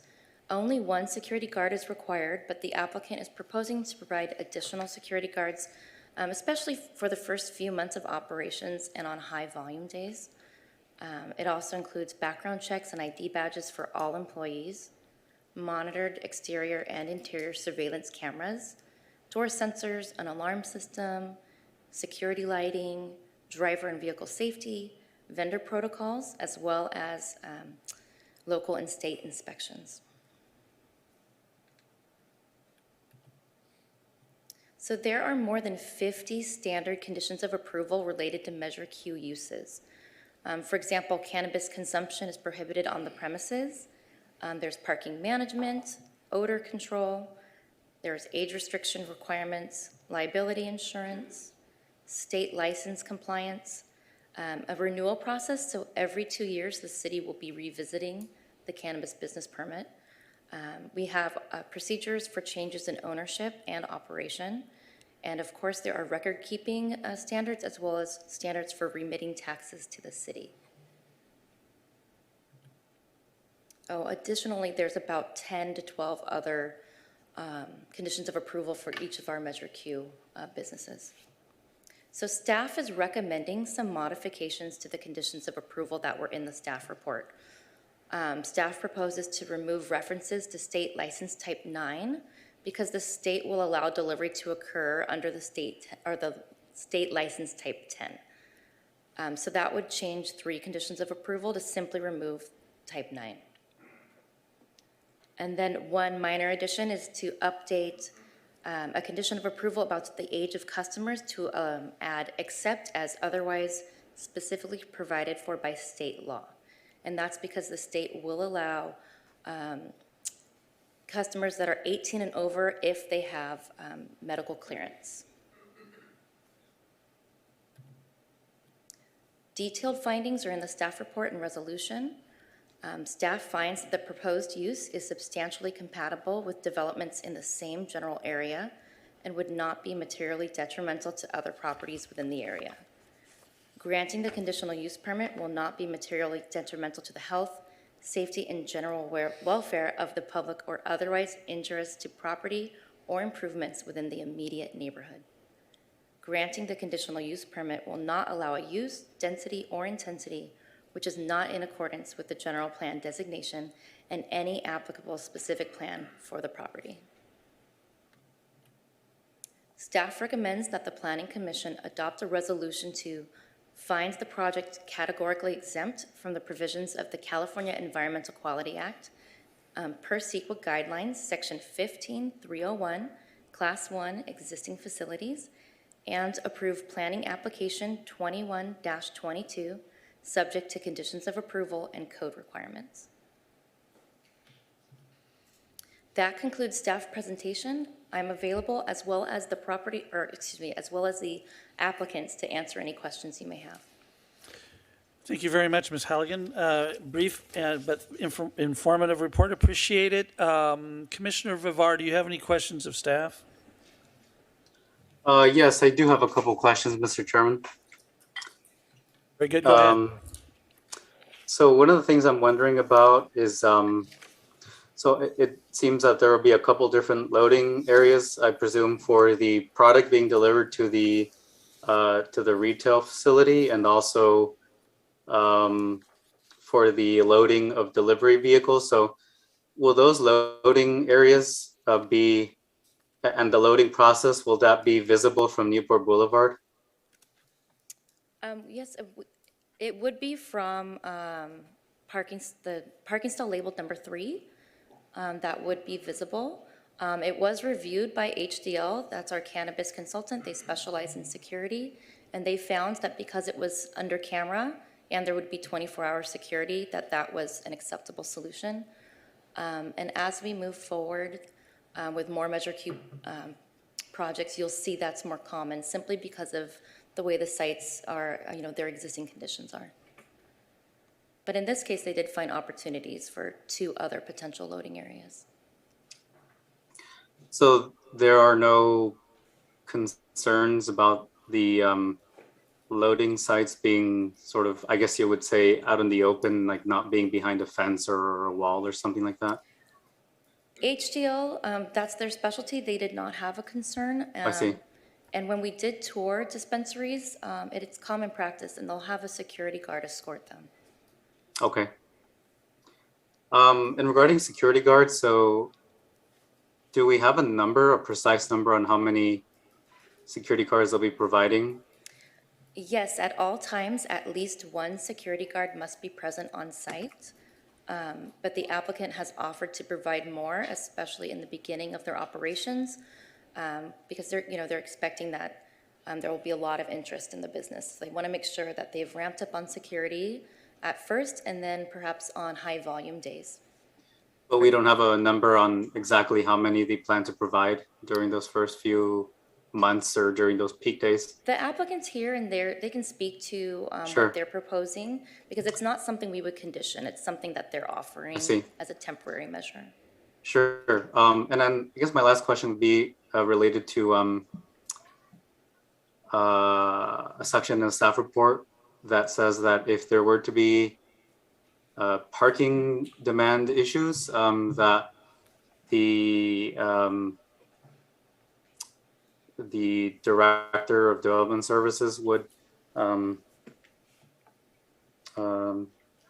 basically try to figure out some kind of a solution. So since parking and that sort of thing also is kind of related to transportation, would the Director of Transportation be consulted on these matters as well?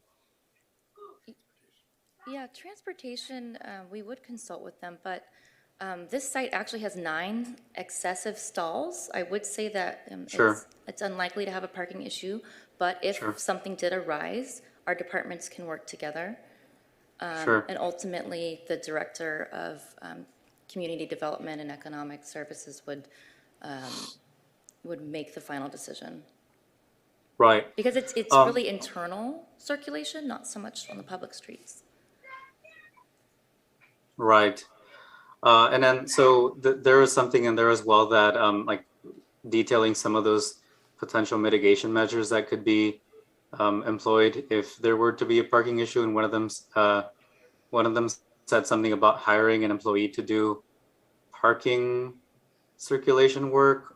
Would that employee have special training in, I guess, traffic control or parking circulation safety concerns and that sort of thing? My understanding is that there are training courses, but that is not part of the condition of approval. You will see that on a different project, but for this project, we do not have a condition specifying that the parking attendant would have a certain certification or other training.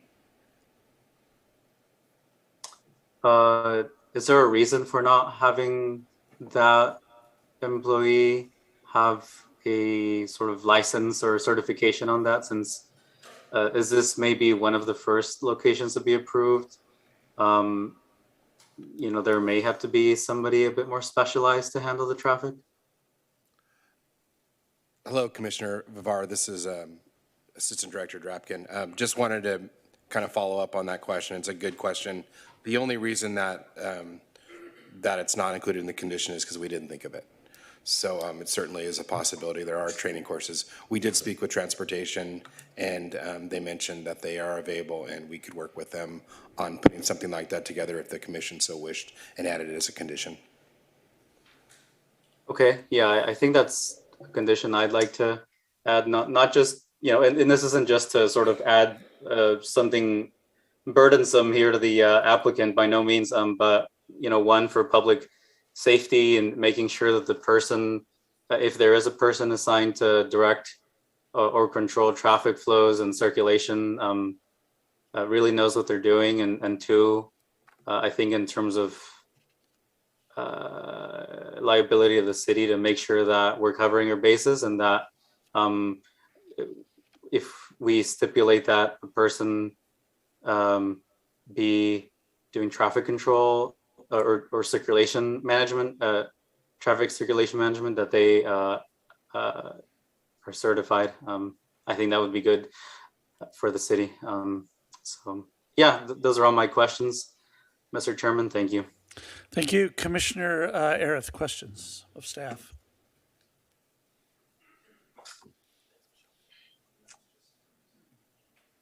Thank you, Chair. All right, looking into conditions of approval number 16, it says a change in ownership that affects an interest of less than 51% shall require approval of a minor modification to the cannabis business permit. Are the names of the owners and those who own or have an ownership stake in the business going to be public record? At this point, we have them in a secure file area. I'm not aware of any plans to make them public. Do you know of any particular reason for that? I do not. Perhaps the city attorney's office could comment. Mr. Preziosi, do you have a reason why you're... I do not know the reason why Planning Department, Development Services Department keeps them in a secure area. However, the names of the owners of permittees are not confidential in the meaning of the Public Records Act. Okay. So to my understanding, or just to repeat what you said, Mr. Preziosi, those are not confidential records. Those can be requested by the public. The names of persons who have an ownership interest in a planning application, whether for cannabis or anything else, is likely to be a public record. Okay, thank you. If that clarifies it. Thank you. And just to clarify, as to the secured area in the planning department, that information is, the information that is kept in that area is generally related to cannabis applications where social security numbers and things like that are kept for background check purposes. So we're very careful to keep those secure. But I agree with Mr. Preziosi. Thank you. And then building off of that last question, in condition of approval 26 subsection B, we're looking at, I'll turn to it. Read it. The owner/operator shall maintain a current register of the names and the contact information, including the name, address, and telephone number of anyone owning or holding an interest in the cannabis business, and separately of all of the officers, managers, employees, agents, and volunteers currently employed or otherwise engaged by the cannabis business. The register required by this condition shall be provided by the city manager upon reasonable request. So it's to my understanding that there are two different streams of involvement in the cannabis industry. There's one that is the ownership agreements, and then one that's the management agreements. So based on the language of this condition, does that also include the names of people who are involved on the management agreement side of this as well? So this is a finance condition of approval. They would, they're keeping track of who's part of the team. So you have your management team, your ownership team. But I don't know if we have anyone here from finance who would be able to clearly answer that question. Okay. And just so I can understand your question, is it related to your prior question about what information is public? Yeah, I think so, about what information is public. And since we already established the ownership side of the question, if that also applies to the management agreements that the businesses enter into as well. Okay, I'm looking at the, please. Commissioner Harris. So the names of management and employees, to the extent that the city of Costa Mesa has them, those are not confidential. Those would be disclosable public records. Okay, thank you, Mr. Preziosi. And I think, Mr. Chair, I think that's it for now.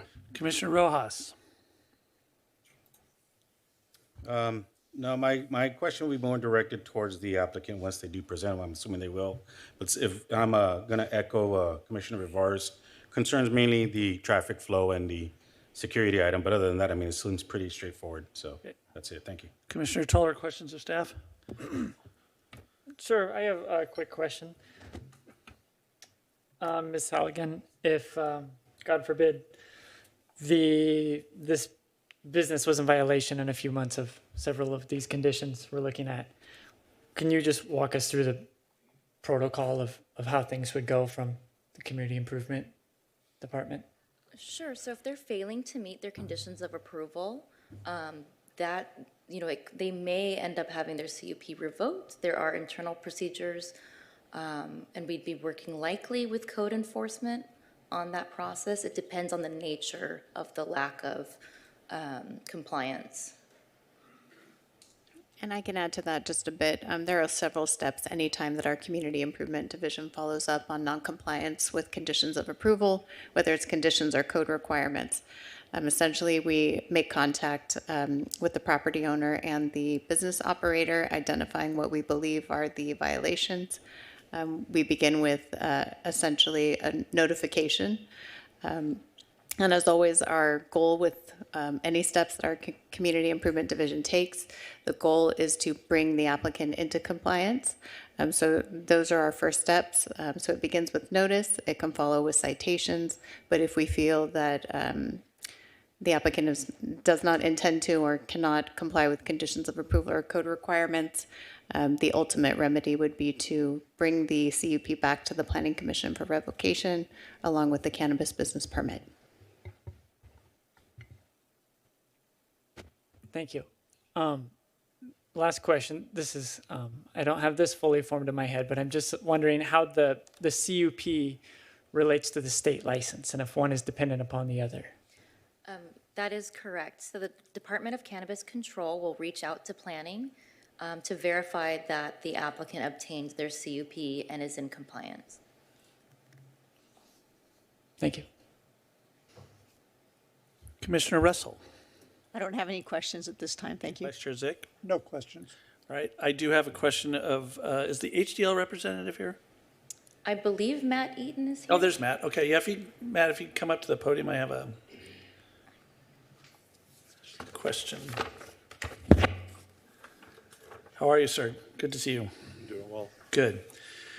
So part of your review of the security plan for any applicant is a look at lighting. So I want to kind of have a conversation with you about that a little bit, and this will inform me. As I look at the site plan now, it looks like there's 7 existing light standards on the perimeter of the property, mostly oriented near parking spaces. So what I want to understand is, one, as part of your security evaluation, do you require of the applicant a photometric study of their lighting scheme? We do not. Okay. And is there a certain requirement for a certain type of lighting, a certain type of luminance or lumens or brightness to the light that we require? There is not a certain type. We encourage low wattage LED. We want the wattage or lumens to be sufficient to light the area based off the square footage and the number of lights provided. We also want sufficient lighting throughout both the structure itself and the ingress-egress areas of the parking area. Okay. So in this particular instance, I can see where the existing light standards are, and I would be curious just to see what type of light is going to go in those standards. If they're going to change them out, retrofit them, put in a brighter light. That would be my preference. But what I don't see, and I'm going to just tangentially ask staff going forward, for these applications, I would like to see a lighting plan for all the applications, for my own benefit. So I know where lighting on the building's gonna go, and I can't discern that from this particular site plan. So what I want, in particular, I'm looking at this narrow, I guess it's gonna be kind of like an alley behind the building where loading zone 2 is, behind a wrought iron gate. I'm taking it that's an open air kind of roadway behind the building? Correct. It's currently open. It would remain open. It will have a gate on one side, and then the opposite side would be a solid wall. Okay. So from my perspective, and I don't want to speak for Chief Lawrence, but at night, I'd want to make sure that that back part is really bright with some kind of lighting. And I'd like to see a lighting plan as to what that's going to be back there. I imagine it'd be wall mounted on the building, shine down, but I think for my comfort level, I'm going to want to see a lighting plan that is satisfactory to the police department, is satisfactory to HDL before they get a certificate of occupancy. So it becomes a condition that you've got to do a photometric study and a lighting plan. We have a condition of approval about crime prevention through environmental design. Perhaps we could add on to that condition of approval or create a separate one for the photometric study. Yeah, it's going to be important for me. I would prefer to see a lighting plan in the applications going forward. It would just help me understand how these parking lots are going to be kept safe and secure and provide a means of visibility from the roadway for PD. So anyway, that's just an interest I have. So I think, Matt, you've answered my question. Thanks. I'll ask the applicant, I want to understand how this building's going to be lit. Anyway, thank you very much. That was really my only question. So I think we've gone through questions from commissioners. I will open the public hearing and ask the applicant to come forward. And I will ask you, as you're moving forward to the podium, if you have read the staff report, the conditions of approval, and if you agree with the conditions of approval. Yes, we have, and we do agree to them, yeah. Okay, very good. The floor is yours. All right, I believe we have a presentation prepared. Is it viewable by everybody? Is it where we're good? All right.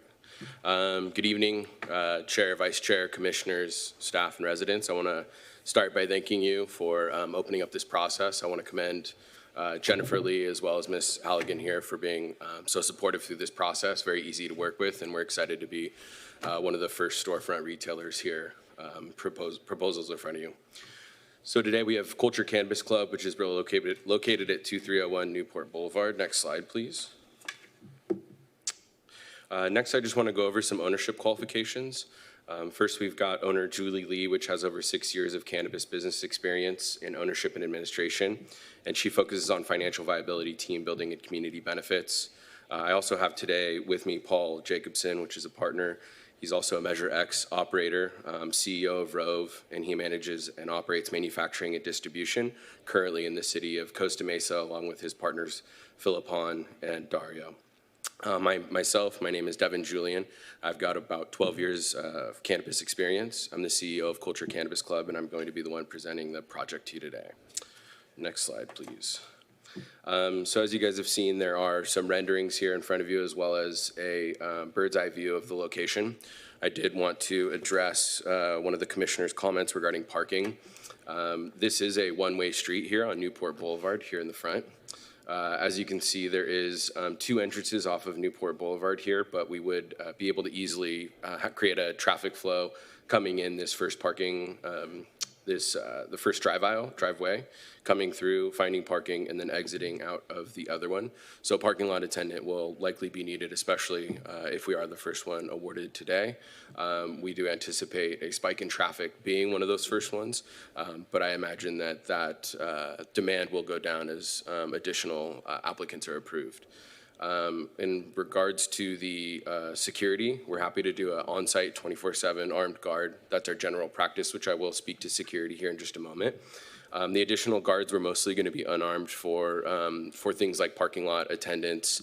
If there is some sort of an event or additional traffic, one of the conditions of approval is to work with the city to ensure that we are putting whatever necessary measures in place, such as additional security, parking lot attendance, perhaps some traffic control devices, things like that. Next slide, please. So security and safety are of the highest importance for Culture Cannabis Club. We prioritize those measures, and we want to protect our record of 0 robberies or burglaries at any of our Culture Cannabis Club locations. So we haven't had any calls for service due to any safety or security issues. We've got bank level video surveillance with over 30 cameras, limited access areas which do have key card access, and that is logged with each key swipe. We will have a security system that does include panic alarms, and it is monitored by a third party. We do 21 and up ID verification 2 different times before entering the facility. So the first one is with the security guard, usually out front, or a member of our staff. As you enter into the reception, you'll be ID'd one more time. You'll be entered into our system so that we maintain a log and a record of all of the purchase history, contact info, things like that. We do allow 18 and up with a medical recommendation. We do hold a no on-site consumption policy, which is enforced by our security guards. When they are not patrolling the area specifically, they are always able to view the exterior, and that would be via a tablet, which does have a live stream of all of our security cameras. And that would be in the surrounding vicinity as well. I already mentioned 24/7 armed security guards. We do have regular armored car cash pickups. So contrary to previous belief, we do have a bank called Herring Bank out of Colorado. We do have an armored cash courier who comes and picks up that cash. We also are able to accept debit cards. We do not accept credit, but we do debit at the point of sale. That is a PIN debit system, and that accounts for about 20% of our sales, which reduces the amount of cash that we have on site. And employee badges with security levels, as I had mentioned, and that's going to be with the key card access to those limited access areas. Next slide, please. Excuse me. So safety and neighborhood compatibility are very important to Culture Cannabis Club. I want to start off with safety is that there is no product on the sales floor. There's no live product which is accessible to any of the customers at any time. And I'll speak to how we accomplish that here in just a moment. We will have a community relations officer available 24/7 by phone. That phone number will be posted on the exterior of the facility as well as given out to the neighbors and the surrounding businesses so that they don't have to enter into that facility to pick up any of, to figure out who they need to speak with. If they want to leave an anonymous comment, complaint, question, things like that, we are open to that. We've got loitering control, of course, no loitering, no on-site consumption as enforced by our on-site guard. We will have odor mitigation filters and a policy. So not only will we have those devices that will mitigate the odor, but we also have a policy where the staff actually does random checks around the facility at certain points and does a log just similar to the bathroom cleaning or the sanitation of all of the high traffic areas. We've got compliant packaging and labeling. We do focus on customer education, and I'll explain that a little bit further in a moment. And we do have that secure reception area. So nobody is allowed to walk in like a bar or a club where they get ID'd and then they're instantly on the sales floor. That reception area is secure, and it's going to be a buzz-in entry. So somebody will come in, they will be ID'd, enter into our system. They will enter into our system. They will sign a waiver, which does list some of the and reinforces some of the state guidelines, including no on-site consumption, no diversion to anybody other than themselves, places where they can consume, such as a private resident, etc., and other requirements. Next slide, please. So we are offering mobile delivery. So in the original conditions of approval, as Ms. Halligan had mentioned, it had us going for a Type 9 and a Type 10. With the Type 10 storefront retail license, we're able to do delivery as long as the municipality approves it as well. So we only need the one state license. So with mobile delivery, we're going to have between 1 and 2 delivery vehicles. We've got robust delivery procedures and vehicle security. We can do multiple orders in one trip, and this allows us to access perhaps elderly, disabled, or immunocompromised. And we do this with hybrid vehicles and energy efficient based routes. We also do advanced online ordering, which allows us to see customers very quickly. Once a customer becomes accustomed with what they use, then they can order online and pick up at a designated area of the point of sale counter.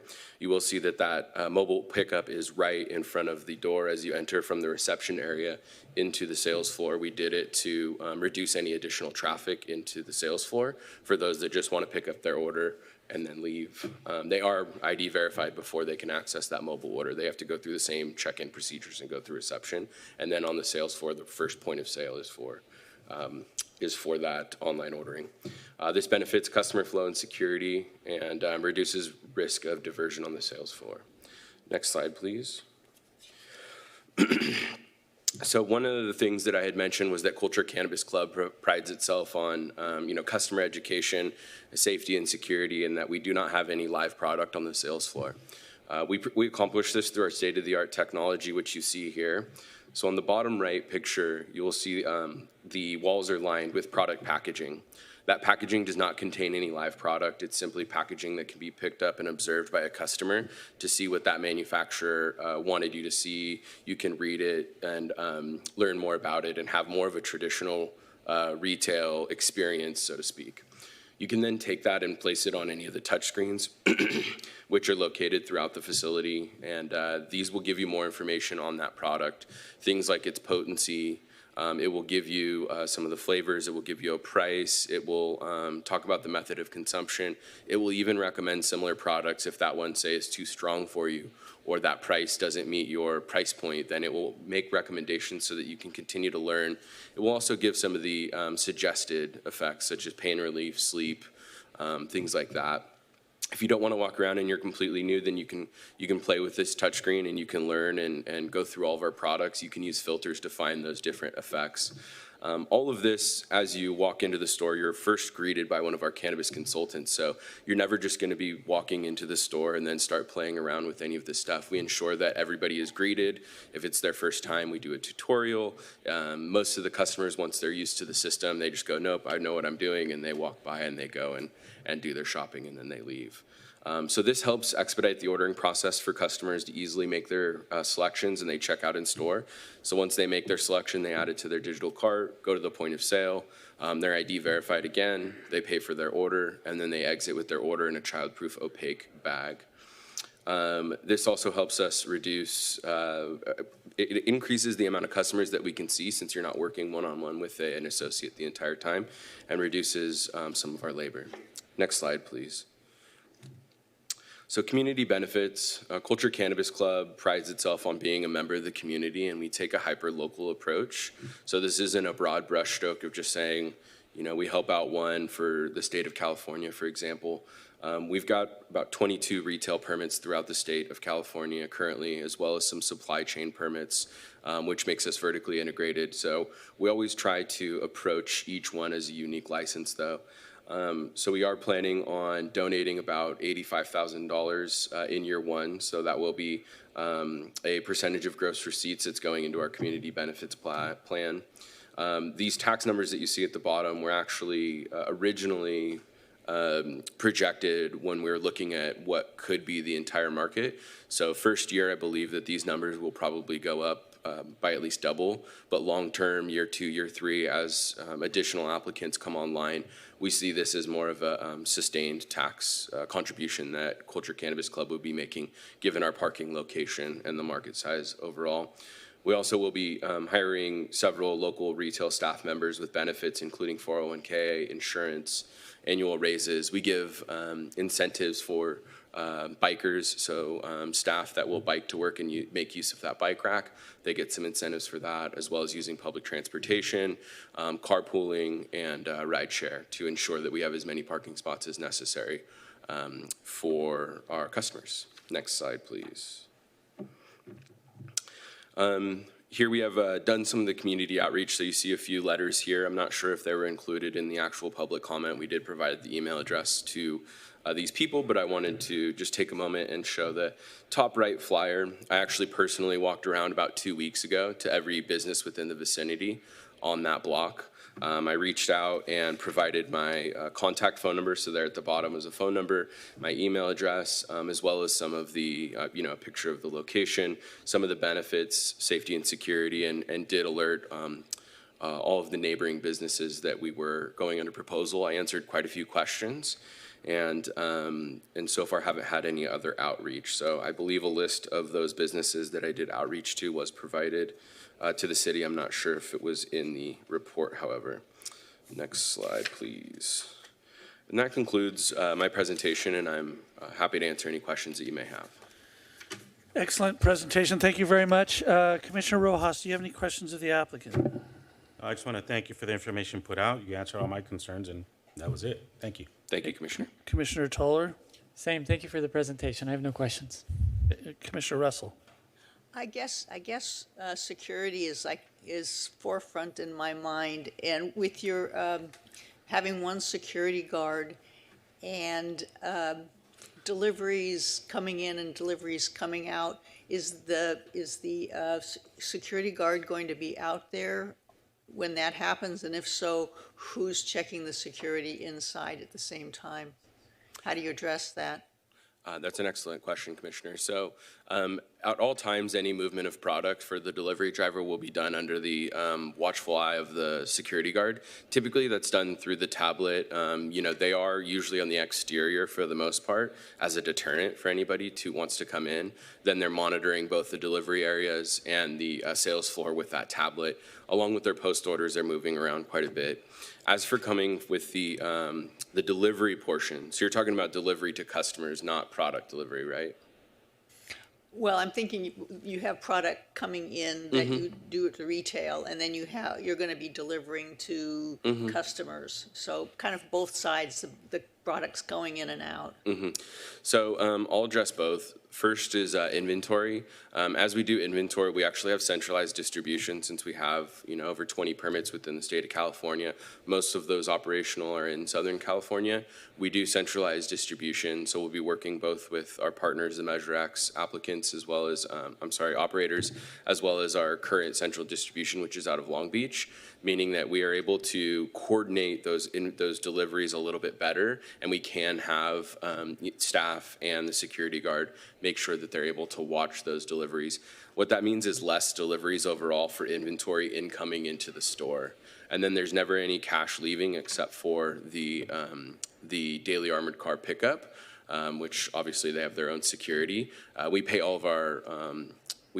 of our vendors via ACH or check. Nobody gets a cash payment.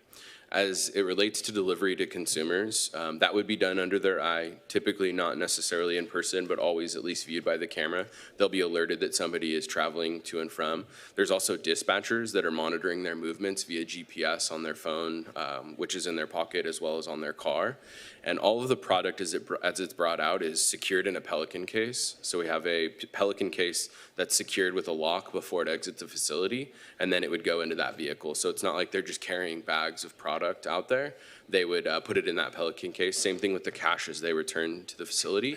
The cash is placed in that Pelican case, then it's removed from the vehicle and then brought in. Okay, thank you. My other question is totally unrelated. Now, you're talking about redoing the landscaping.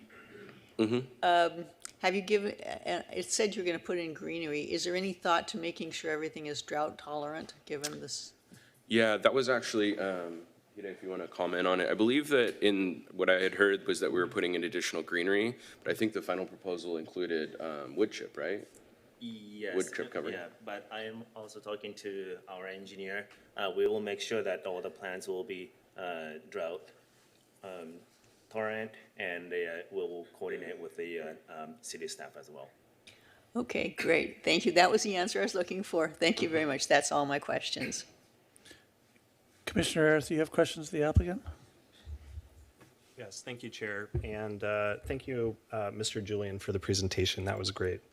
So just to clarify, you take cash and ATM. Are there any other forms of payment, such as crypto?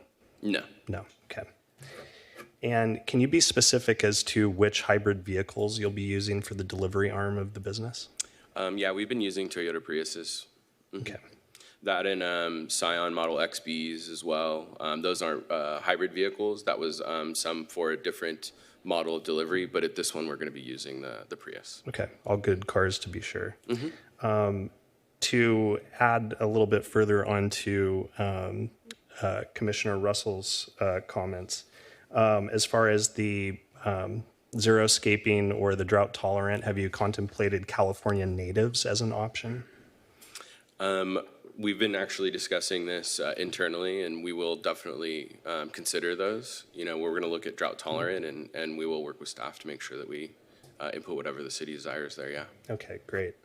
And then I guess last question.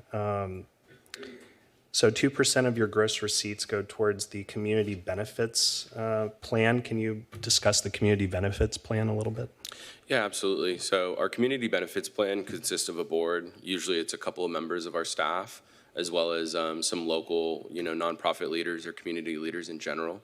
What we do with that is we take that fund as well as a bank of volunteer hours that we commit to local nonprofits and community events.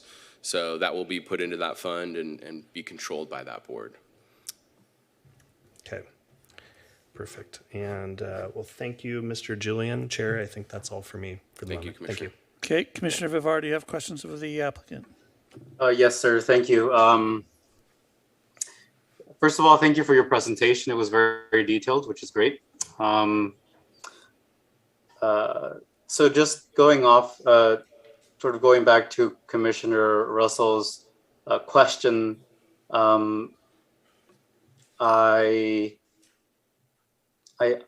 don't know if I really understood your response. So if a security guard is monitoring the unloading of product or the loading of product onto the delivery vehicles or the unloading of product that is meant to be sold at the store, will you have other personnel monitoring the safety inside of the and the people inside of the retail facility?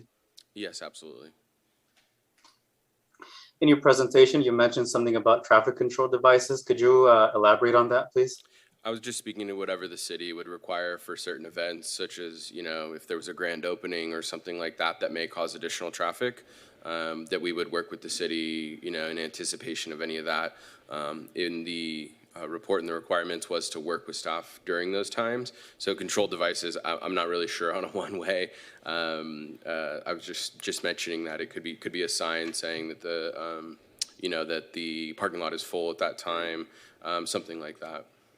Sure. And regarding having somebody doing traffic control, would you make sure that that person has special training or certification to be able to do traffic management? Yeah, that's not a problem. Okay. And I don't know if I misread this in the staff report. I might have. I think it said something about there being a cannabis product in display on displays or in displays inside of the store. But from what I understood from your presentation, there would be sort of product, I guess like product wrappers or boxes or whatever it is with information that are empty. So would there still be like live product inside of the store that's just on display behind cases or something? Great question, Commissioner. So all of that is product packaging, and it contains no live product.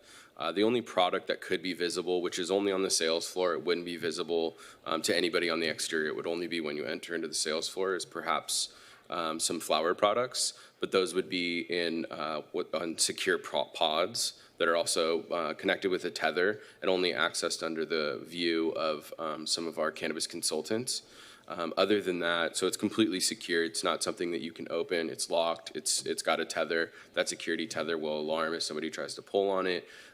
You know, there's cameras, things like that. So there will be a minimal amount of product, mostly for merchandising purposes. That's all behind locked glass cases or in these pods. Other than that, on the sales floor, all live product would only be contained behind the point of sale.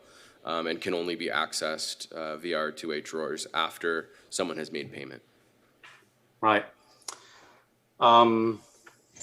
Regarding being able to serve customers that are 18 plus with a medical card of some kind, would those customers that are the ages between 18 and 20 be able to purchase any product at your facility, or would those customers be limited to a certain type of product because of their medical card? No, they have access to all of the products that are available within the facility, and that's per state guidelines. Okay. Yeah, I guess just like final question here, or final comment, not really a question, but I just want to echo sort of the concerns of Commissioner Bussell and Commissioner Arith regarding drought-resistant plants, and I think California natives would be an awesome idea. But yeah, that's it for me, Mr. Chairman. That's it. Thank you so much. Thank you, Vice Chair Zick. No questions. Okay.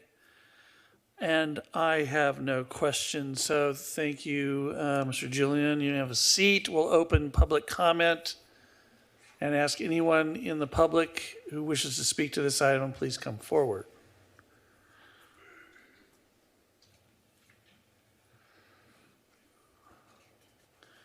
Yes, sir. Good evening. Thank you. If I could ask staff to pull up their presentation to page number 6.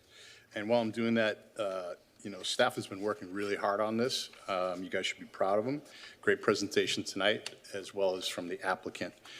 But, you know, listening to some of the questions, I just wanted to not speak on this project or the next project, but just in general, that this is like no other project you've ever seen come before you from a scrutiny of an HDL third-party reviewed application. Every single department here has already weighed in on this. You should see what the insurance application looks like for this. So as we have these different questions and comments, I just ask you to recognize the scrutiny that's gone before us here. On parking, parking is going to be an issue on many of these projects that come forward here. And what's interesting is the first 15 to 20 that you'll see are all be Measure X partnerships. And if for those that were on the commission before, we imposed a condition, no delivery between midnight and 5 o'clock. So now, as written, the conditions of approval say that we can't take inbound distribution between the hours of 5 and 7. So we have a scenario where we could leave our Costa Mesa facility at 5 o'clock and then do what? Drive around, go get a coffee and a donut before we can come. That's the ideal opportunity to deliver when the security card's dedicated, when there aren't customers and other influences on the facility, and we don't have to dedicate a parking spot that's going to be utilized for 15 or 30 minutes a day, and then no customer can access it. So I would just ask you, I think that Assistant Director Drafting can talk about that what you do here is not a precedent for others, that we could, if you chose not to do this, but you're going to see projects where we don't want to have a dedicated loading and unloading. We want to load between 5 and 7 in the morning because it solves for everything we want. Greater security, greater parking, doesn't burden the project. One comment, Mr. Chair, on the security lighting. Absolutely, I know we can do that, but just remember, you don't see any other projects that come forward with a 24-hour security guard, and I just ask that that be part of your considerations for how you keep these properties secure in the overnight. The lighting needs to be bright, but we also have to be concerned about light pollution. But remember, we have HDL third-party reviewed. We've had a perimeter lighting plan, perimeter camera plan. These, you know, we have coverage to view the entire property inside and outside that's monitored 24 hours a day. So I just wanted to kind of share that perspective. So I hope you will consider on page number 18, operational conditions number 1 that states no product deliveries to the facility shall occur after 10 and before 7 a.m. to modify that to allow 5 to 7 a.m. Thank you. Thank you. Anyone else wish to speak to this item? Okay, and is there anyone on Zoom or telephone that wishes to speak? Are you coming forward to speak? Please, sir. Are you coming forward to speak? Please, sir. Yes, Hi, sir. my name's Rod Hoover. I work over at Hoover Printing, family business for 58 years. And I just see this going not well. Over time, it just seems like, for example, this morning I come to work, business is tagged in 2 areas, and it's just, I just see it's just declining. And I'm curious if the chief has ever talked to other chiefs from other cities who are allowing this, and if they've seen the property values decline because of it. And I just feel that it is, and it's just very, very frustrating. And if Segerstrom was to get one of these across the street, would you guys have more weight against it than you are with us? Thanks. Thank you. Anyone else in chambers wish to speak to the item? Yes, sir. Please come forward.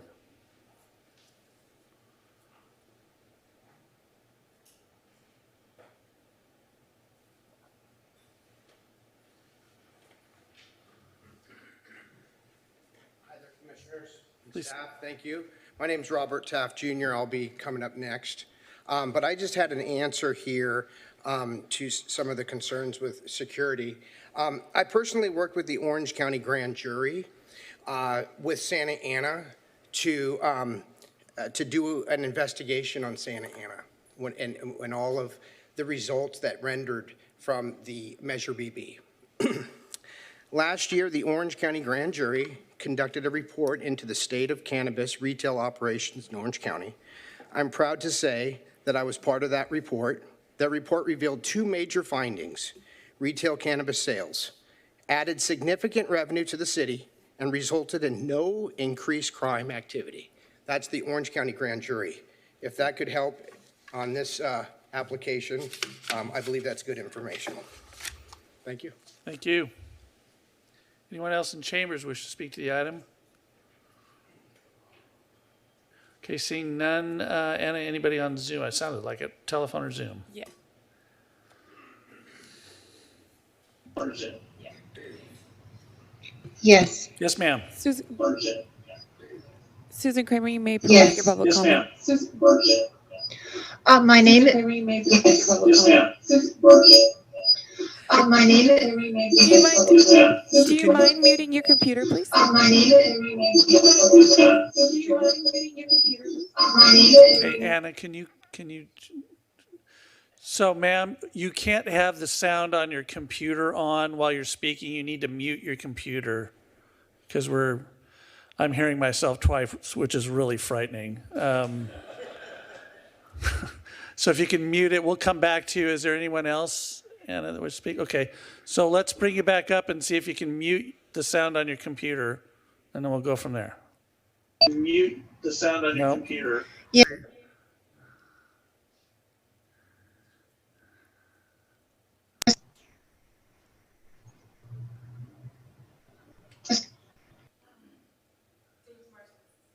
David Martinez, you may provide your public comment. Thank you.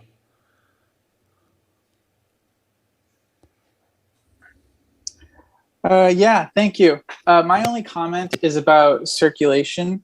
Thank you. I guess my only comment is about circulation.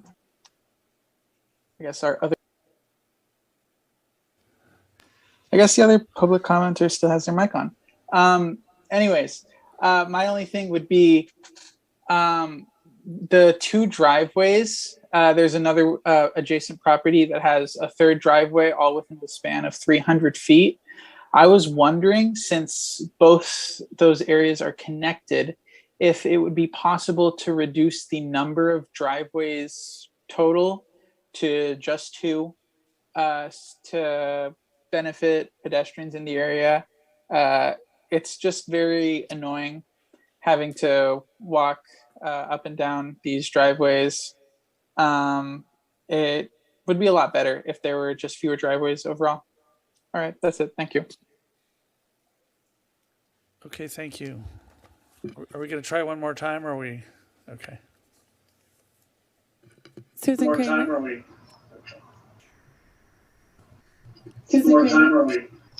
Yes, it's Susan. Yes, it's Susan. Susan, maybe if you could walk to another room that's not where your computer is, maybe that'll help. That's not where your computer is, maybe that.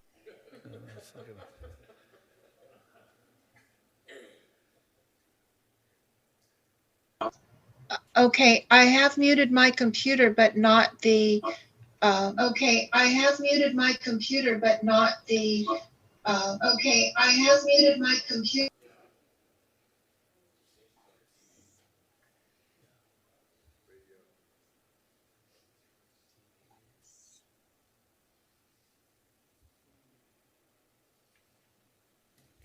Ma'am, if you have a computer on or you're watching it on channel 3, you need to turn all of that off.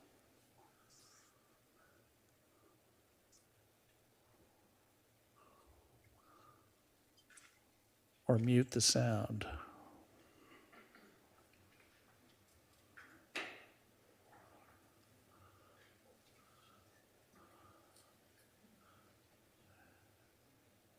She's no longer raising her hand. Okay, very good. It was a valiant try.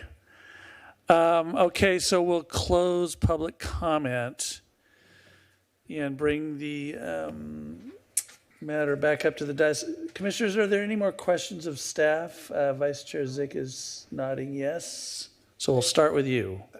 I have two questions regarding the delivery time that is proposed to allow delivery starting as early as 5 a.m. Does staff see any issue with that? It seems to make perfect sense to me. Is there anything we might not be looking at?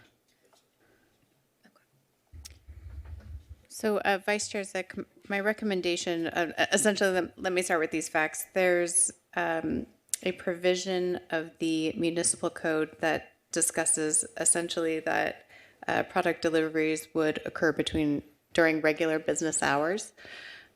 So from staff's perspective, if, for example, and then those hours of operation are further defined between 7 a.m. and 10 p.m.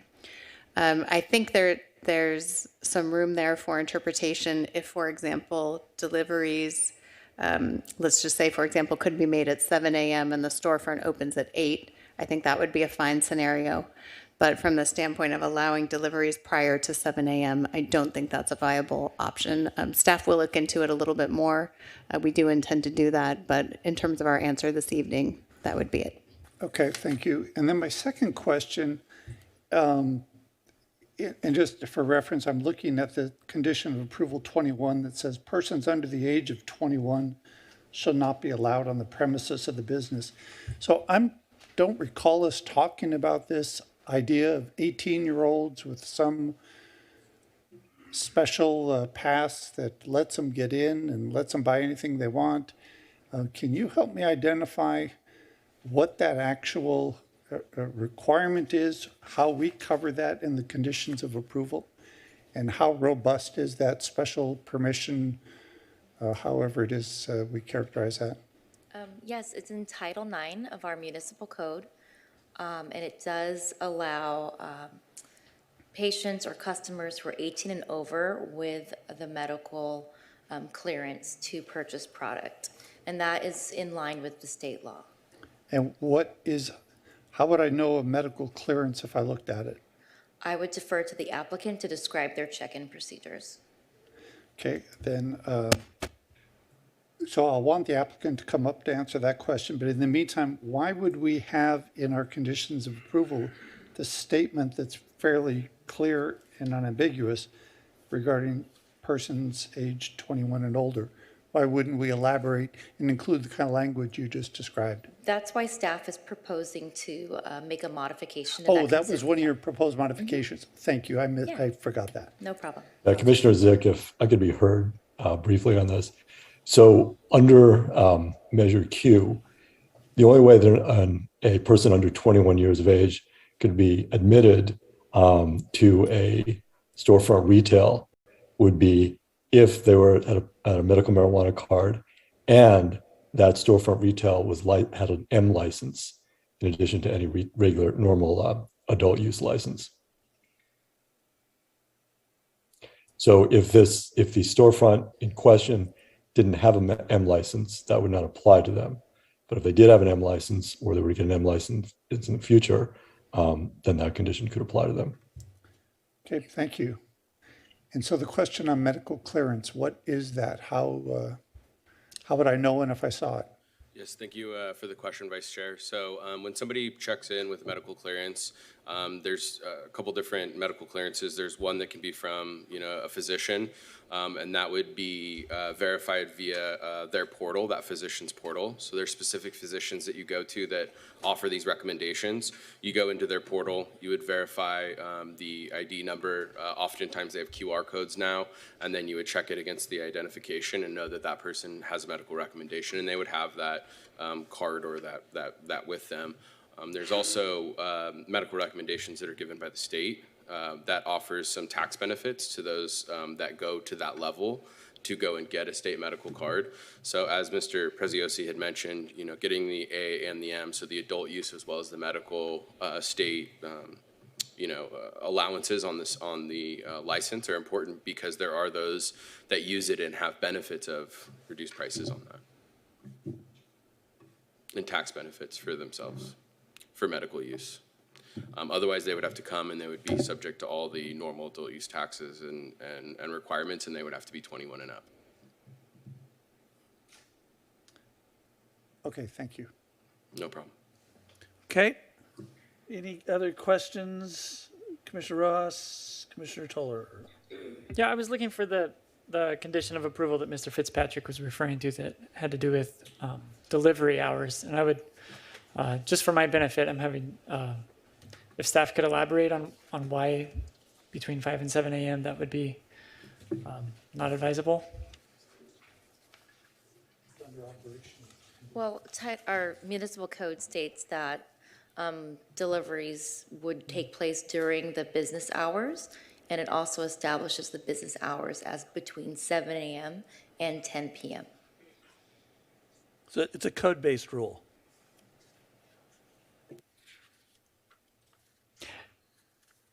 Yeah, I'm just trying to understand what the what bad is going to happen if deliveries are before 7 a.m. What's the downside to that? Why would the city not want that? Well, I don't know, but in the interest of time, since we don't have authority to rewrite the code, let's just move on. All right. Fine, fair enough. Chief Lawrence, how are you, sir? I'm well, Mr. Chairman. Thank you very much. If I may, just to answer that question a little bit, we've learned, not just with this industry, but any businesses, if they have deliveries before 7 a.m., what we encounter is a lot of noise complaints from the neighboring community and so forth. So my guess is that's why it's in the municipal code that way, but I can tell you that anything that happens before 7 a.m., it typically leads to a lot of noise complaints and then police nuisance calls. Thank you, sir. Any other questions? Commissioner Russell? Commissioner Vivar, any other questions? Can you hear me? Yes. Yeah, so going back to my comments earlier about somebody, the person who is performing parking circulation management, being certified to do so, I would like to sort of add that language to that condition of approval, and that employee who is hired to do that is certified, and the applicant seems to not have a problem with that from this short discussion I had with them earlier in this meeting.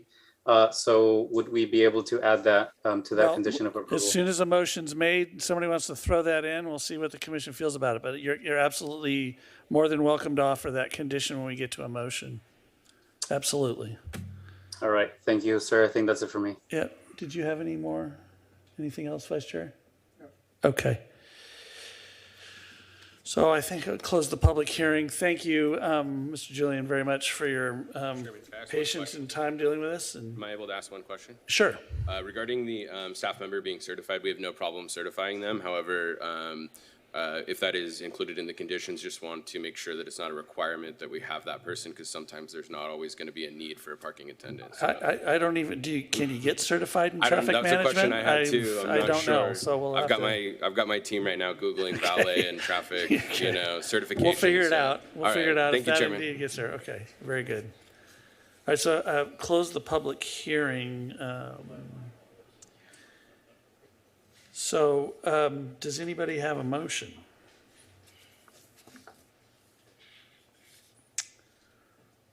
Okay, well, I'll give it a shot. So I'm going to move approval of planning application 21-22, subject to conditions of approval with the modifications to conditions 17, 18, 20, and the update to 21 per staff presentation. I'm also going to ask, and this is, would be, and before I go into that, so I'll stop my motion. I want to ask a question about the extent to which, and I'm sorry, I should have done this. Matt, if you could come up, HDL, come up again. I want to ask one more, take another stab at this. Let me ask Ms. Lee first and Mr. Dratkin. When we, in our requirements for a submittal for a CUP for a retail storefront, do we require the submittal of a photometric study and lighting plan? Okay. No. Okay, thank you. In your evaluation of security lighting, what's the benchmark? How do you go about looking at it? What's the criteria by which you decide that's going to be a bright enough parking lot or not? Or behind the building or to the side of the building? How do you make that determination? Sure, very good question. Thank you. Our analysts, the people that do the site plan evaluations, are CPTED trained, crime prevention through environmental design. And there are basic metrics within those that set up requirements for lumens per square foot and the various types of lighting and their intensities. Downward facing, shielded, things like that. So when we are looking at the proposed plan, a lot of times the proposed plan doesn't go that, we don't have a whole lot of detail. We do look at the locations of the lighting and the use of the space, i.e. the alleys, and if they're proposed locations for receiving, we would want sufficient lighting. But a lot of times the plans that we receive do not have detail with regards to the exact fixture or the exact lumens. We just make an assessment based off of the location that the lighting is at and how the area around that lighting is being used. So when an applicant submits to you their security plan, do you typically see a lighting plan? We do not. Okay. All right. That helps me. Thanks. That's all I. If I may, I'll just add a little bit of information here. Typically, as part of a building plan check submittal, we do see a lighting plan of sorts. Essentially, as part of the electrical plan, there would be an identification of specific light fixtures and what those specifications would be. If staff reviews it and feels there's a need for photometrics related to light spill, that's something we focus on. There are no specific standards for minimum light levels per se, but that's something that we could request as part of our application moving forward. Okay, so I will, one thing that's missing for me is and because this is the first application we're hearing, or the first couple tonight, I want to understand how, I want to see security lighting sconces on that building on all four sides, whether there's either two on a side, some in the back, and then some in front. I think I want to condition that. I want to see some, the staff should make the judgment of what's sufficient. I'm not here to do that. But in terms of prior to issuance of a building permit, I would like this applicant to provide a lighting plan with respect to security lighting installed on the building, on all four sides. And that's not something I would probably do on each application. And I think going forward, I would like to see a lighting plan for each application. Some people would say, well, why does he want to do that? I just, for my own benefit, I don't doubt HDL's expertise at all. But by the same token, I'm not just a potted plant up here, and I typically will take his word for it, but I want to see for myself. And I think it's valuable for the community to see the plan. So another condition I want to add here is prior to the issuance of building permit, that a lighting plan is submitted to staff for their approval, and off they'll go. I'm sure it'll be fine. But I just want to take that step, because I know lighting is important. When I process applications for a shopping center, I have to do photometrics and lighting studies and lighting plans, and we're still talking about opening up an industry that's still federally a Class 1 substance. I want to make sure we're providing adequate lighting so Chief Lawrence's officers can see and make sure there's a safe environment for not only them, but for the customers who are there at night. So I'd like to see that condition, prior to issuance of building permit, for the issuance of a lighting plan. And then, Chair, if I may, yes. I'd like to have Chief Lawrence come up, if it's okay with you, and just speak to security for one moment. Yep. Thank you. Mr. Chair, members of the commission, I wanted to give you some assurance that the police department, in fact, I've got my Lieutenant Ed Everett's here in the audience with me. We have been at the table with city staff from the very beginning in all of these applications. And I just wanted to give you that assurance that we've looked at them from a law enforcement perspective, from a lighting, from a crime prevention through environmental design perspective.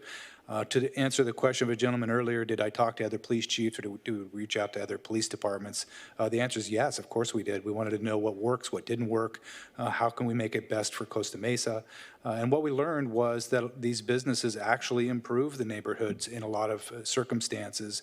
Oftentimes you have properties that are dilapidated or run down and they're an attractive nuisance, and businesses like these will come and build them up, fix them, make them better, and they actually become much more secure and a much more better area of the neighborhood.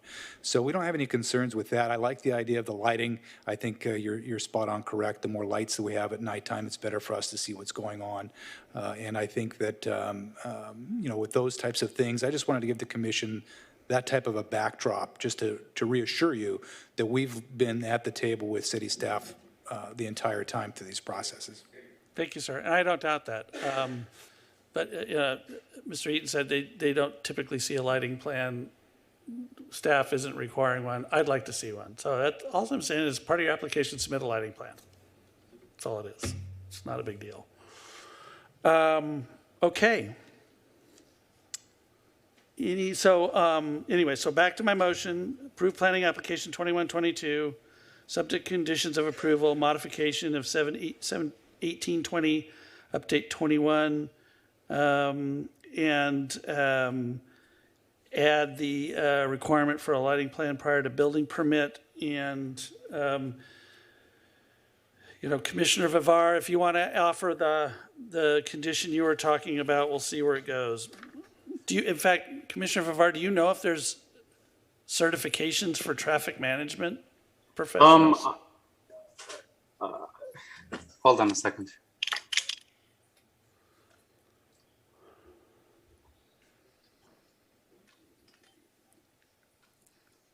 I was doing research into that earlier today, actually. There seems to be Caltrans courses that you can take for traffic safety. I didn't really do too much research to see if there's a specific certification that's required, but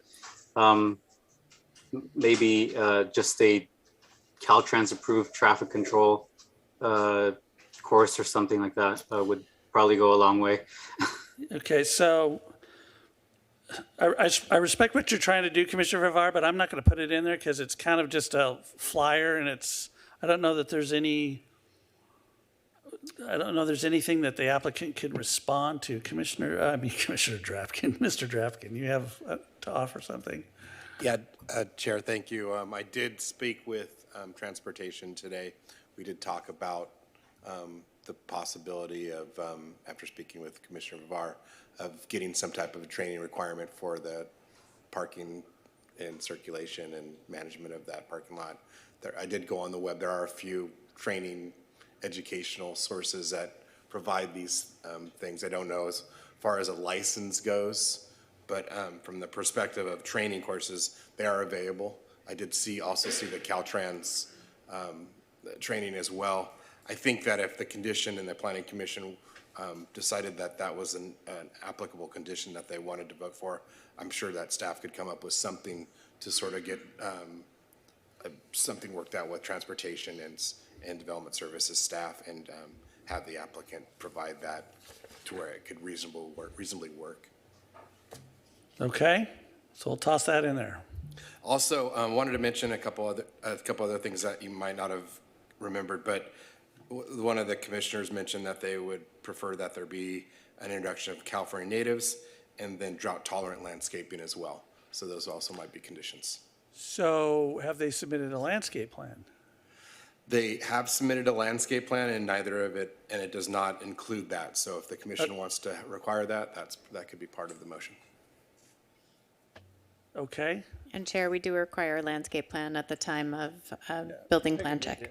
I figured we did on that. Okay, great. Okay, so we'll add, I'm okay with that. That's fine. And then after, since we've covered all those bases there, I'm also moved to find that the project is categorically exempt from the provisions of the California Environmental Quality Act. Per CEQA guidelines, section 15301, class 1 existing facilities. And then the motion on the planning application is subject to the findings in Exhibit A and conditions of approval as I've outlined them here this evening. So is there a second? Second by Erith. Okay, I got to second it. I saw the hand and I heard Commissioner Erith at the same time, so I'll go with Commissioner Erith on the second. Any discussion of the motion? Vice Chair Zick, go ahead.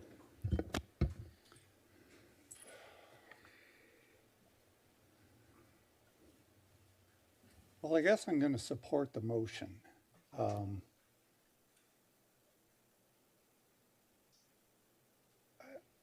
There are aspects of this that, if the applicant's okay with it, I'm okay with burdening their application with these extra conditions. In terms of drought-tolerant landscaping, I think in the past, landscaping plans for projects has been something where the details have generally been worked out with staff. If we put it in as a condition, I'm okay with that because ultimately that's what we'd like to have. We usually get it anyway. But if we need to condition it to get that, I'm fine. The idea of delivery before 7 a.m., couldn't get that here, but to the extent that you open at 7:30, you've got time to do delivery without customers clogging your parking lot. So I think there's a solution there. I understand the intent of Mr. Fitzpatrick. With regard to parking lot lighting, is the gentleman from HDL still here? Oh, there. Oh, thank you. Oh, good. I would have assumed that that was part of your security, and I'm not criticizing, I'm just telling you what I would have thought would have been included in your security plan, because when you talk about having surveillance cameras and the saving of footage and security lighting, and it says interior and exterior, well, for any of that to be adequate, to the chairman's concern, I would think primarily it would be your concern, and of course the whole purpose for that would be for the chief's concern to be able to properly execute his responsibilities. So whether or not I see a lighting plan or not isn't too important to me, but for you to see a lighting plan, I would think would be fundamental. That's just my comment there. I have no problem with that condition, but I would sure hope that that'd be something that would be evaluated by you well before we get to plan submittal. Parking attendant certification, I wish that wasn't in there. You're agreeing to it. It's on you.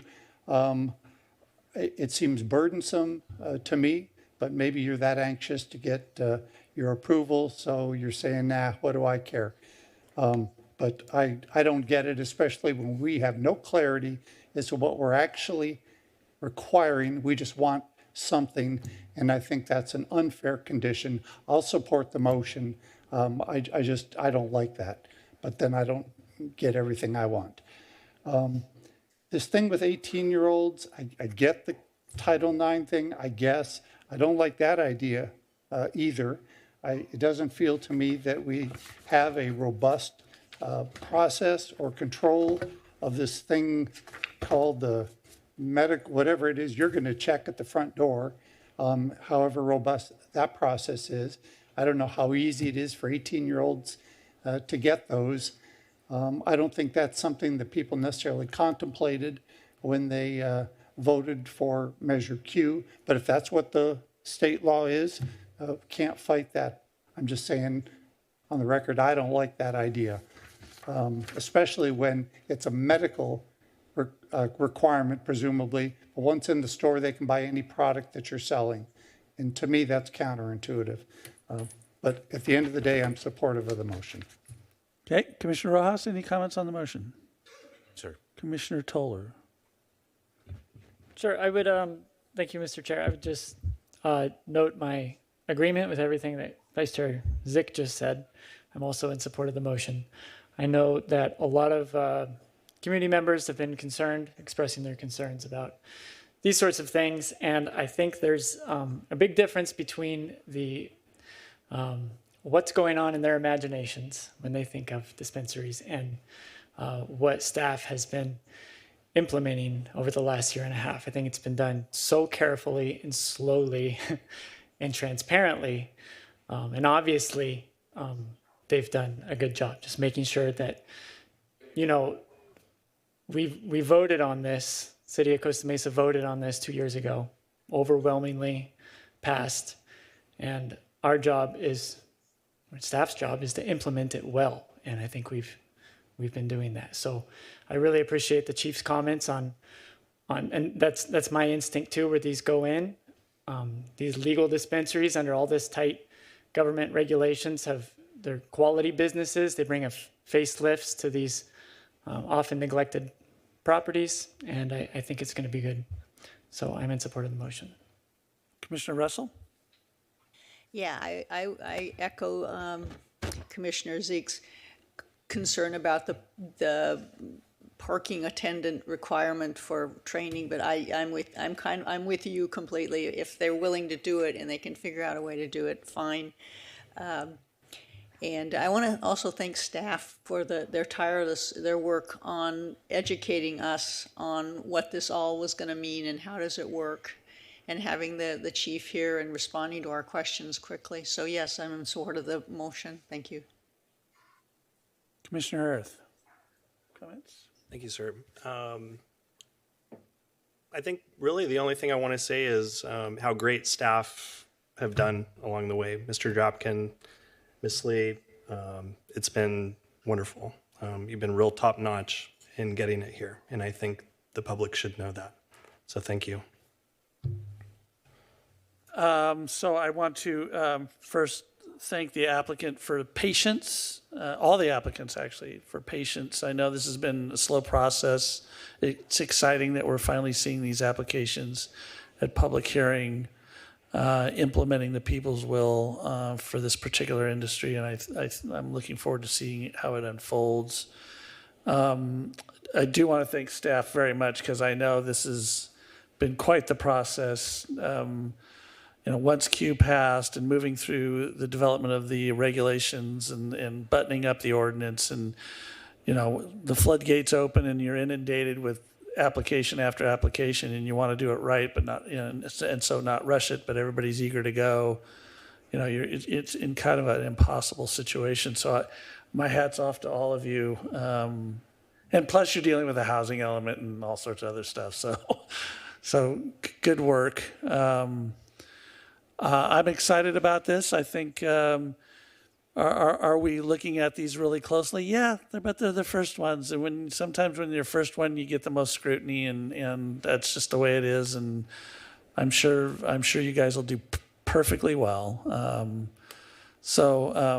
With that, I will ask Anna to do the roll call vote, please.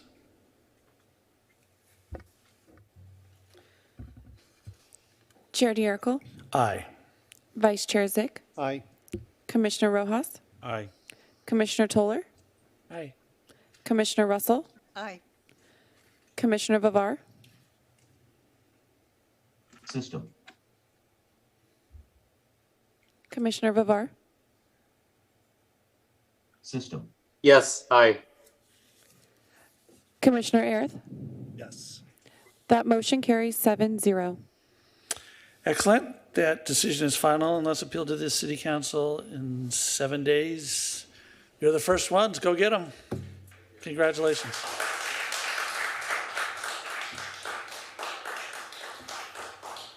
Commissioners, how y'all doing? Anybody need a break or are we all fine? We're all good? All right. Let them clear out and we'll move on to public hearing item number 3. Staff, are you guys okay? Okay.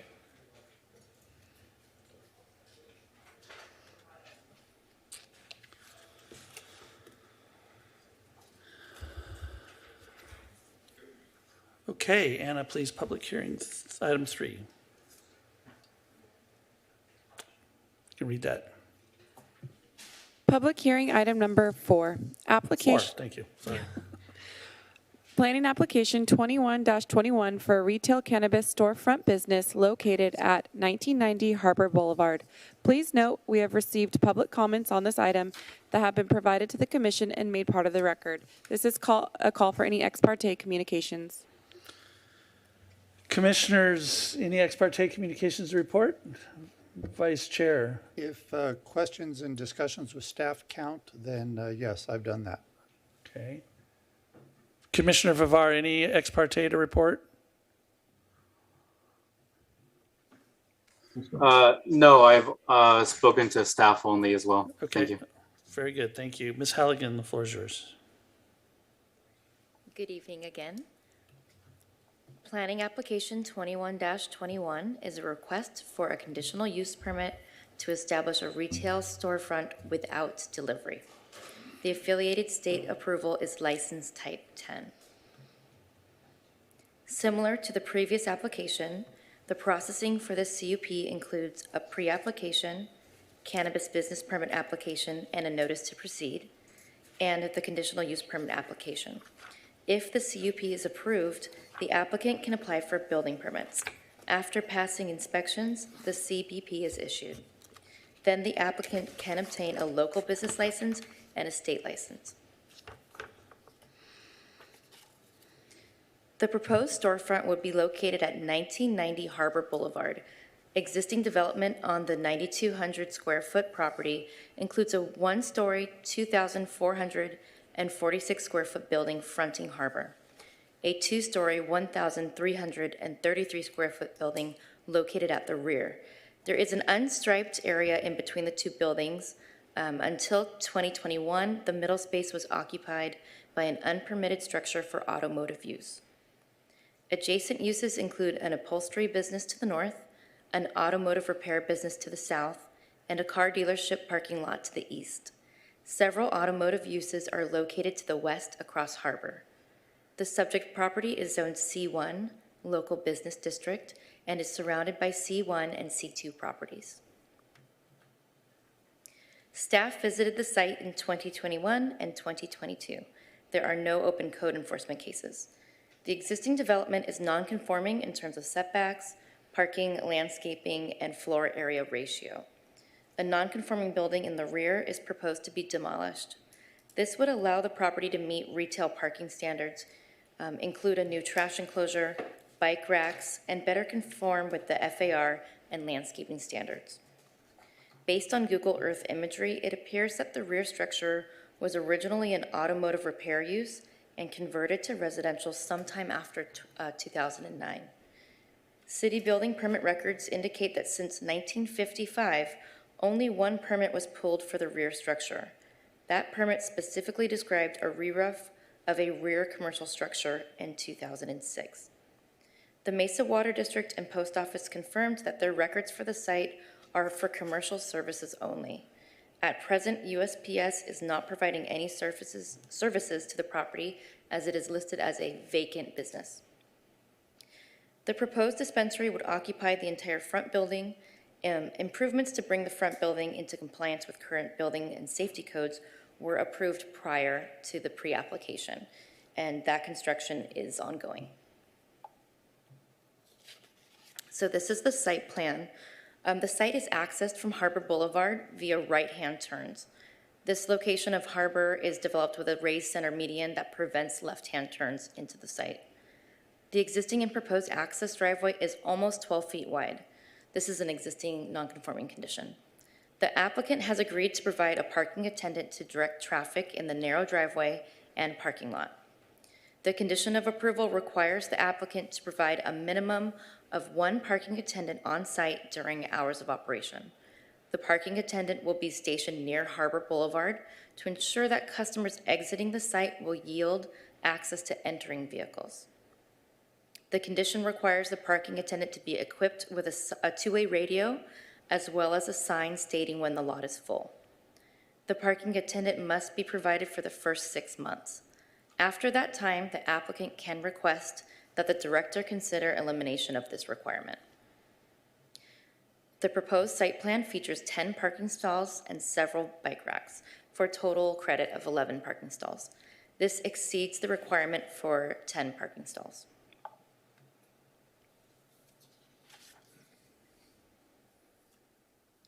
So this is the proposed floor plan.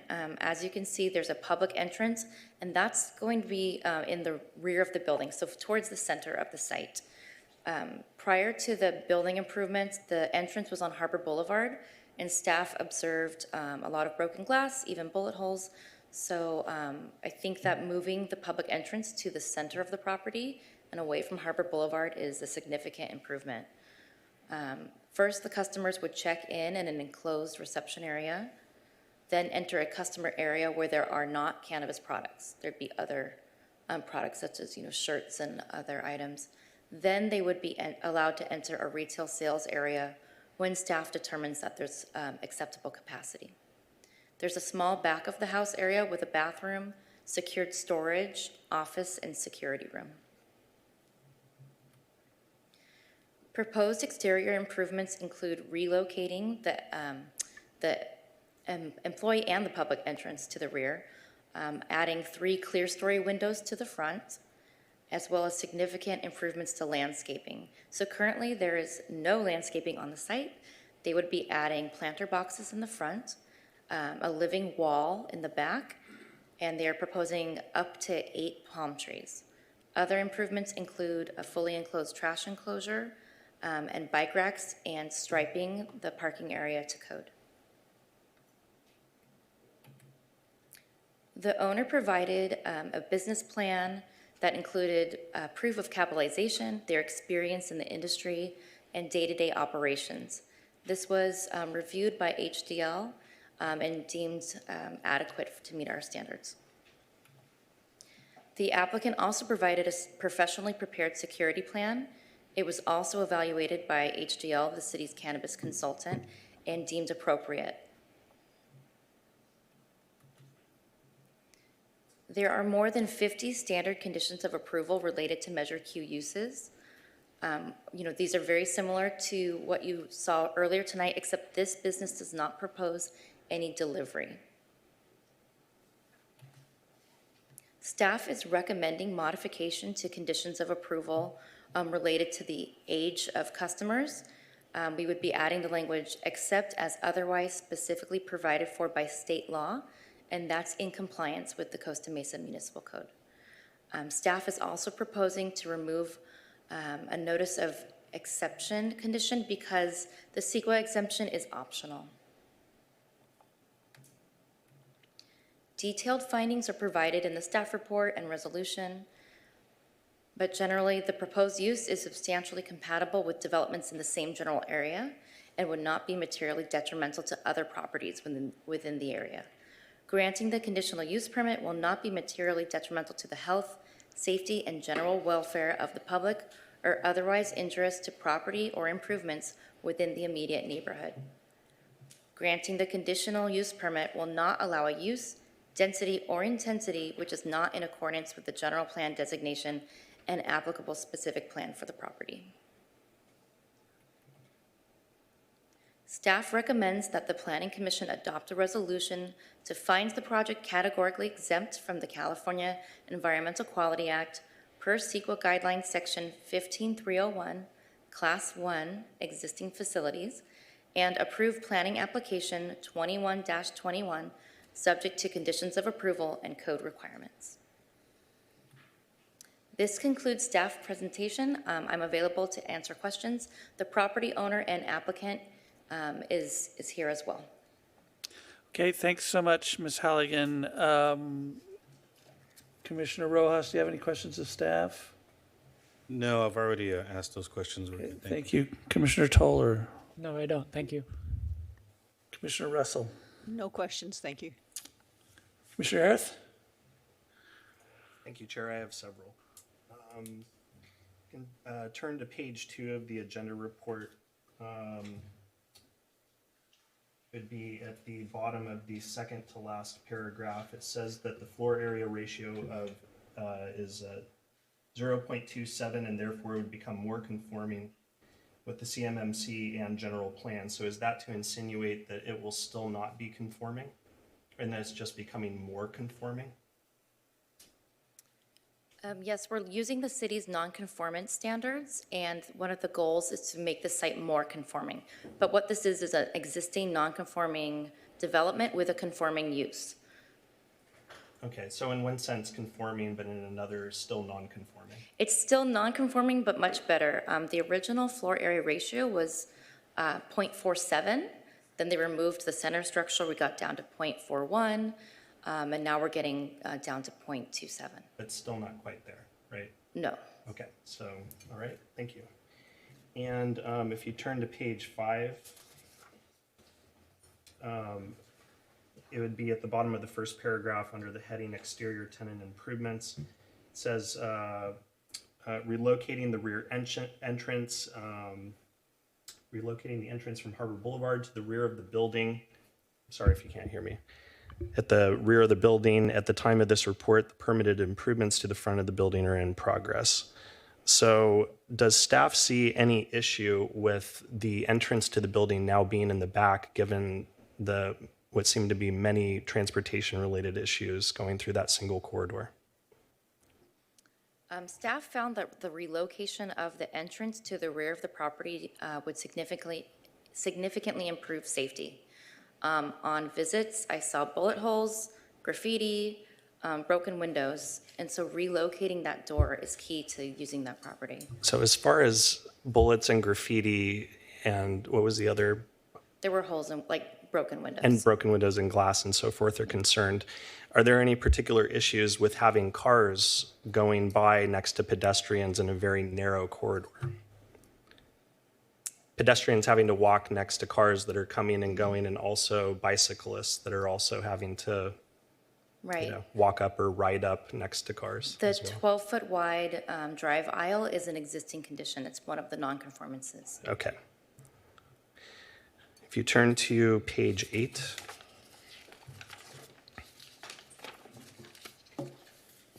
Looking under at, I guess it would be towards the top of the second paragraph under the parking and circulation heading. It says the driveway is 11 feet, 11 inches wide and therefore can only accommodate a single vehicle for site ingress and egress. The driveway and aisle width are legal non-conforming. So as it goes further on, the proposed condition requires that a parking attendant be provided for the first 6 months from business opening, and that after that time, the applicant may request that staff consider elimination of this requirement if conditions do not warrant the further need for the site parking attendant. And then it also references operational condition of approval number 8. So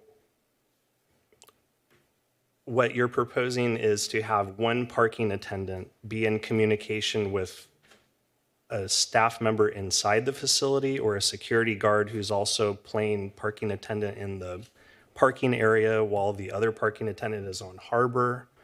I guess I just don't fully understand that. So because this is a cannabis use, we're going through the CUP process, but any other retail applicant that's not subject to a CUP would be allowed to operate here without this traffic management.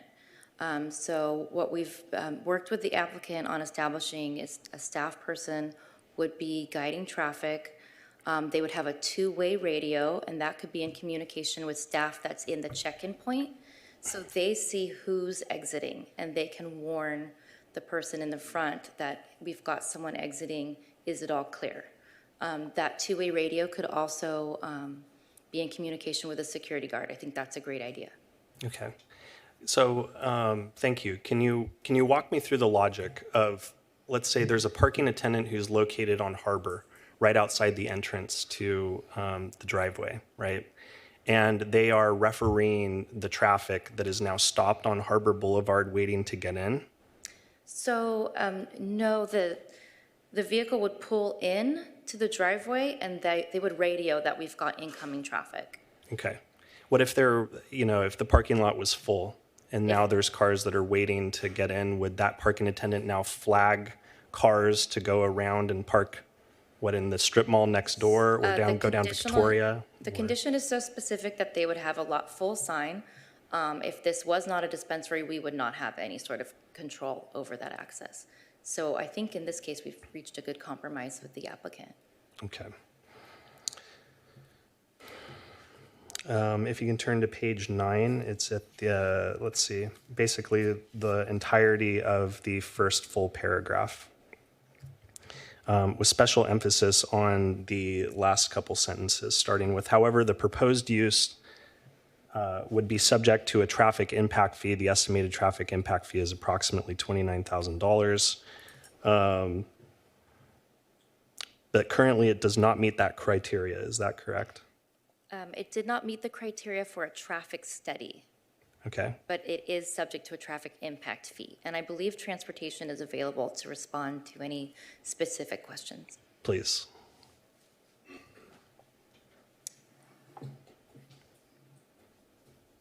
Hello. Hello, Commissioner. Hi. Just to respond to your question regarding traffic impact studies, the threshold to require a traffic impact study is 100 peak hour trips. And this site, the site without the credit for the existing use is only 25 peak hour trips. With the credit, it goes down to approximately 10 peak hour trips. So it's not even close to meeting the threshold for traffic impact study. We do require traffic impact fees, and that's based on average daily traffic. And this project with the average daily traffic does have an impact fee of about $29,000. Okay.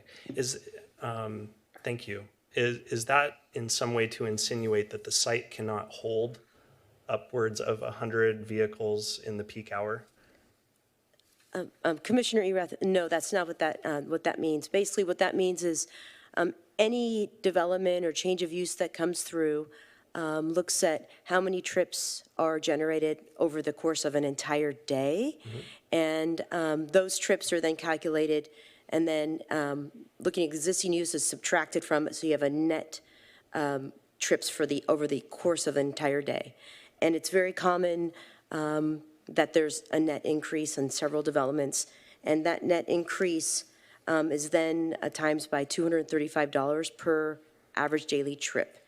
And this site then resulted in 124 net trips, which comes out to about 29,000. Okay.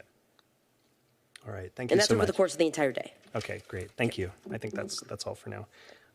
If we turn to condition of approval number 11.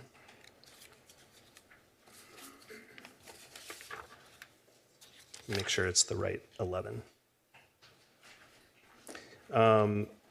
this will be a question for staff. What exactly would be a high volume event, and how would that actually comport with traffic discussion at hand? I think the applicant can talk more about their high-volume events. They're more familiar with the calendar. But based on the tours that Planning Commission was on, we heard that there are some dates, especially around gift-giving holidays, that could be particularly high volume, and perhaps some other dates as well. But the applicant's here to respond to that. Okay, thank you.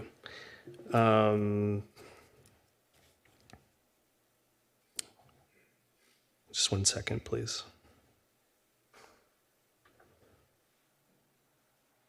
I think that's all for now. Thank you, Chair. Okay, Commissioner Vivar, do you have questions? System. Yes, I do. Can you hear me? Yes. Great.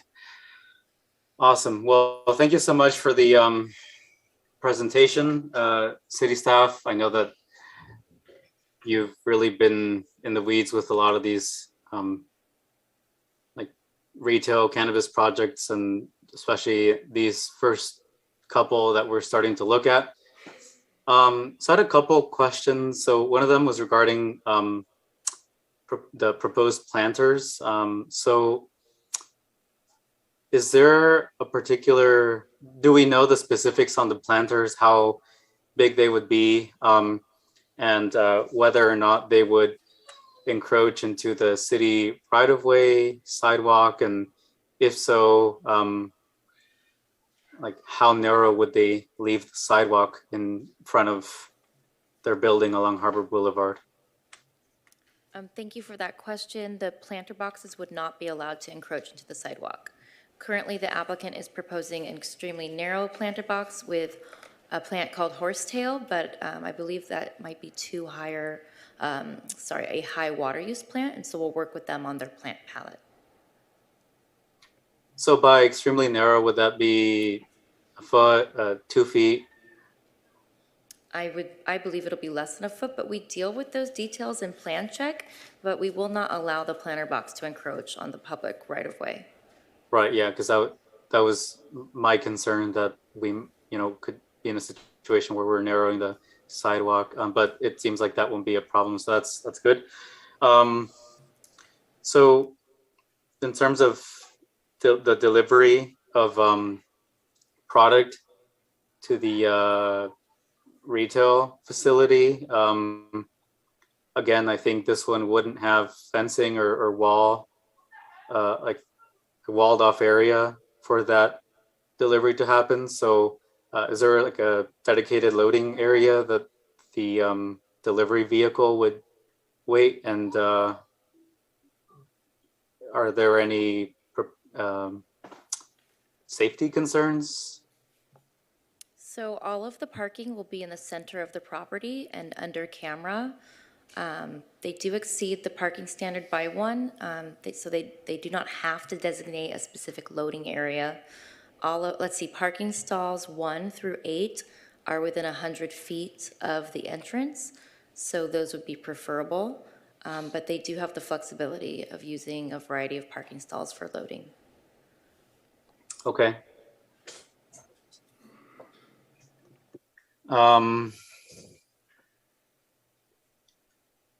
I'm really concerned about the one-way driveway situation in this project site. Harbor Boulevard is a major arterial. It's probably classified a Boulevard 2 or Boulevard 1. And for a parking attendant, which doesn't seem to have any kind of traffic control training. I know that I kind of harped on that in that last application we reviewed, but with this one, I don't know how I can foresee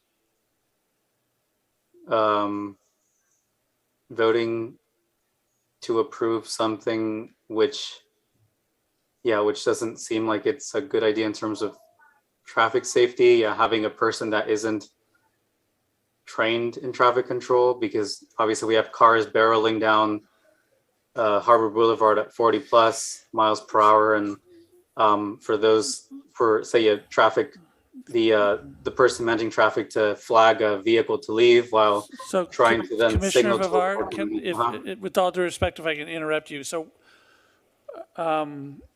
we haven't even opened the public hearing yet, so I would ask you not to get too far ahead on your skis on, having trouble voting for this and that. We have a lot of evidence to hear first. I think it's certainly okay to express a question about how traffic would be managed coming off a harbor.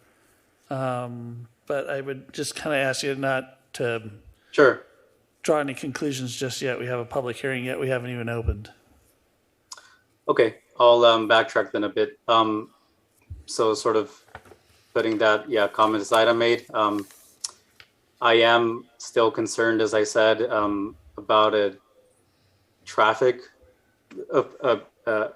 parking attendant basically playing traffic control, controlling the cars coming in from harbor, which are going at high speeds, the cars leaving the site. Commissioner Vivar, I guess I'd ask you, do you have a question, any other questions of staff? That point is clear. Is there a particular reason that we are not requiring the parking attendant to be certified in traffic control, because that's what they're going to be doing here? So I'm going to kick that over to Mr. Drapkin, because he did some stellar research, I guess, this afternoon about this topic. So maybe you can reiterate what you told us 25 minutes ago. Yeah, I think that parking attendant training would be useful. Certainly, it wasn't thought of with the original condition. Staff believed that the parking attendant, by virtue of having someone that was yielding traffic into the site versus, I go back, yielding cars coming out of the site to cars coming into the site. There's only a right-hand turn allowed. There's no left-hand turn on Harbor Boulevard, would be enough to avoid traffic queuing on Harbor Boulevard, in that there's only right-hand turns. But if the Planning Commission is inclined to require that the attendant have some type of training, I think that would work out. And I did do some not so stellar research today, and there was a few options available online for these, including Caltrans. So, and we would do further research. Well, the fact that you found one makes it stellar. So, Ms. Rosales, did you have something to add to the conversation? Yes, I do, Chair Darakel. There is work zone flagger safety training, and there is a certificate that can be obtained through that, and it's about a 4-hour course, which is offered by, there's safety consultants that offer this, as well as National Safety Council has some other vendors that also offer this type of training. That is good to know. Excellent. Thank you. Commissioner Vivar, do you have any other questions? Yeah, I guess to Jennifer Rosales, since she's on the line, do we foresee any pedestrian vehicle, bicycle conflicts at this driveway location that may be of concern, either of cyclists or pedestrians walking along or transiting along the sidewalk or entering the site through the same driveway that the vehicles are using? Commissioner Vivar, this can be managed. It's a right-in, right-out, and the personnel managing it will make sure that there are no conflicts between, and manage that for us. Also, the intent is that anybody in the parking lot exiting, they have to wait to exit until those are coming in or entering, so there's no queuing on Harbor Boulevard.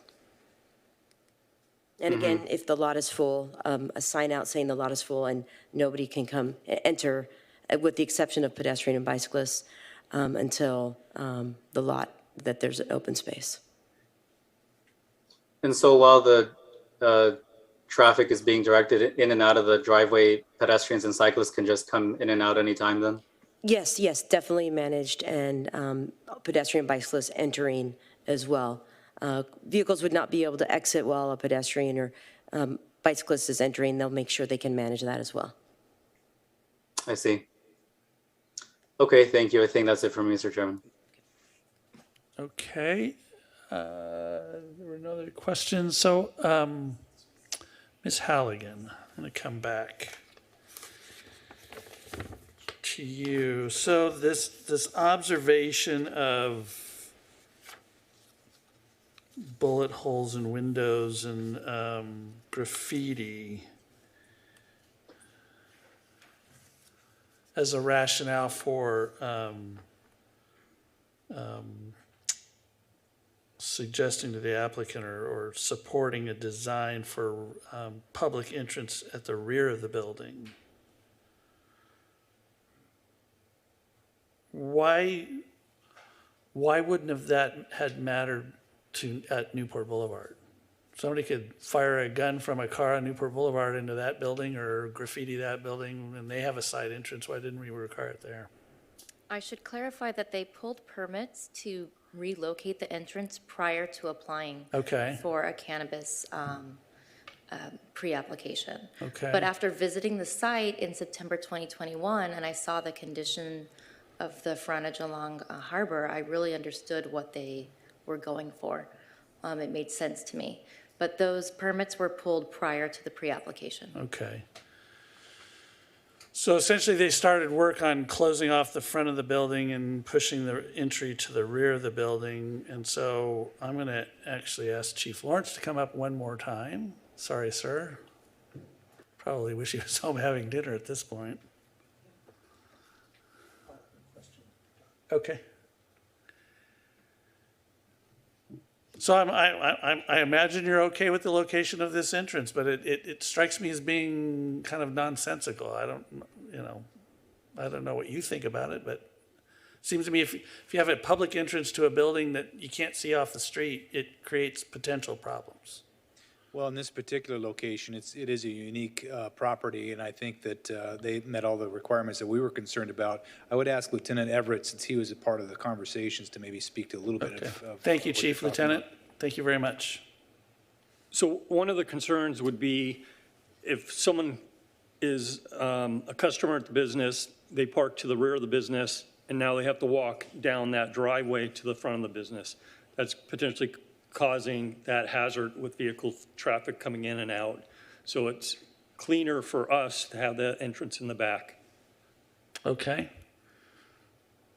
And that's from just a pedestrian safety, but in terms of just a security situation, if an officer really wants to know what's going on back there, he can turn his patrol car in there and go on back and look, I suppose. Sure. And then in addition to the security measures with the security guard and the cameras as well.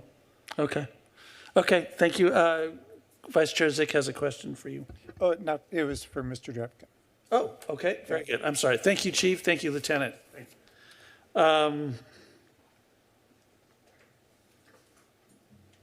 So I'm going back to my question. I'm assuming from HDL's perspective, there really wasn't a lighting plan put together for this, or that just they looked at the lighting and they think it's adequate, and so I'm assuming there was no lighting plan submitted with the application. That's correct. Okay. All right. Yes, Mr. Eaton. Chair, if I may, just for a point of clarification, when HDL does the assessment on the security plan, we do take in consideration the interior and exterior lighting as it pertains to the building or structure itself, the parking, and the location of all security cameras. When you asked about a lighting plan, I've seen lighting plans that are 60 or 70 pages long and go much beyond what I thought maybe you were asking for. Yeah, no, so for instance, I'll just say on this particular one, I look at that parking lot and those very high walls. There's clearly, you can tell from the renderings, there's security lighting sconces on the perimeter of the roof line all the way around. I can see those. And I see some uplighting, and these are just renderings, so I don't know the exact landscape plan, site plan. I haven't seen a detailed plan, but it seems to me that lot can get really dark with those high walls unless there's some kind of security lighting on those walls shining in on the lot. I don't know that those exist because I don't have a lighting plan. So it's really more, when I say lighting plan, location of fixtures and the type of bulb that's going in them. That's what I'm interested in. Okay. So. Well, and I apologize. We do take that in consideration, and the evaluations that we saw on these two proposals were sufficient based off of all the experience and the locations that we had inspected previously. I just didn't have much more detail with the wattage and. Yeah, I'm not interested in an 80-page Sure. lighting plan. I'm just, show me where the light fixtures are going to be, what kind of bulb's going to be in them, and are you confident that they're going to provide enough light so the customers are safe and law enforcement safe and the security guard's safe? Thank you, Chair. That's it. Okay. Do I have any other questions? Do not. So we'll open the public hearing. Oh, Vice Chair Zick. Yes, Mr. Drapkin, I'm sorry. Go ahead. So there's a lot of interest in this driveway and the logistics. If the site was clear, 9,100 square feet, clear site, and a new building was going to go on the site, and say meet the FAR point 2, what does our code require in terms of drive width, assuming they want to have parking at the back and a building up on the front, similar to the current configuration? And the related question to that is, how did this condition come about? So I did ask staff that early on in the review, and the ingress driveway is 16 feet. That's the requirement. If it was not an existing site that was legal non-conforming currently. Okay. So that would provide for both ingress and egress at the same time. Okay, thank you for that. Okay, we'll open the public hearing. Ask the applicant to come forward. Make a presentation if you wish. Good evening, sir. Good evening. Have you read the staff report, conditions of approval, and do you agree with them? Yes, I have, and yes, I do. Very good. The floor is yours. Okay.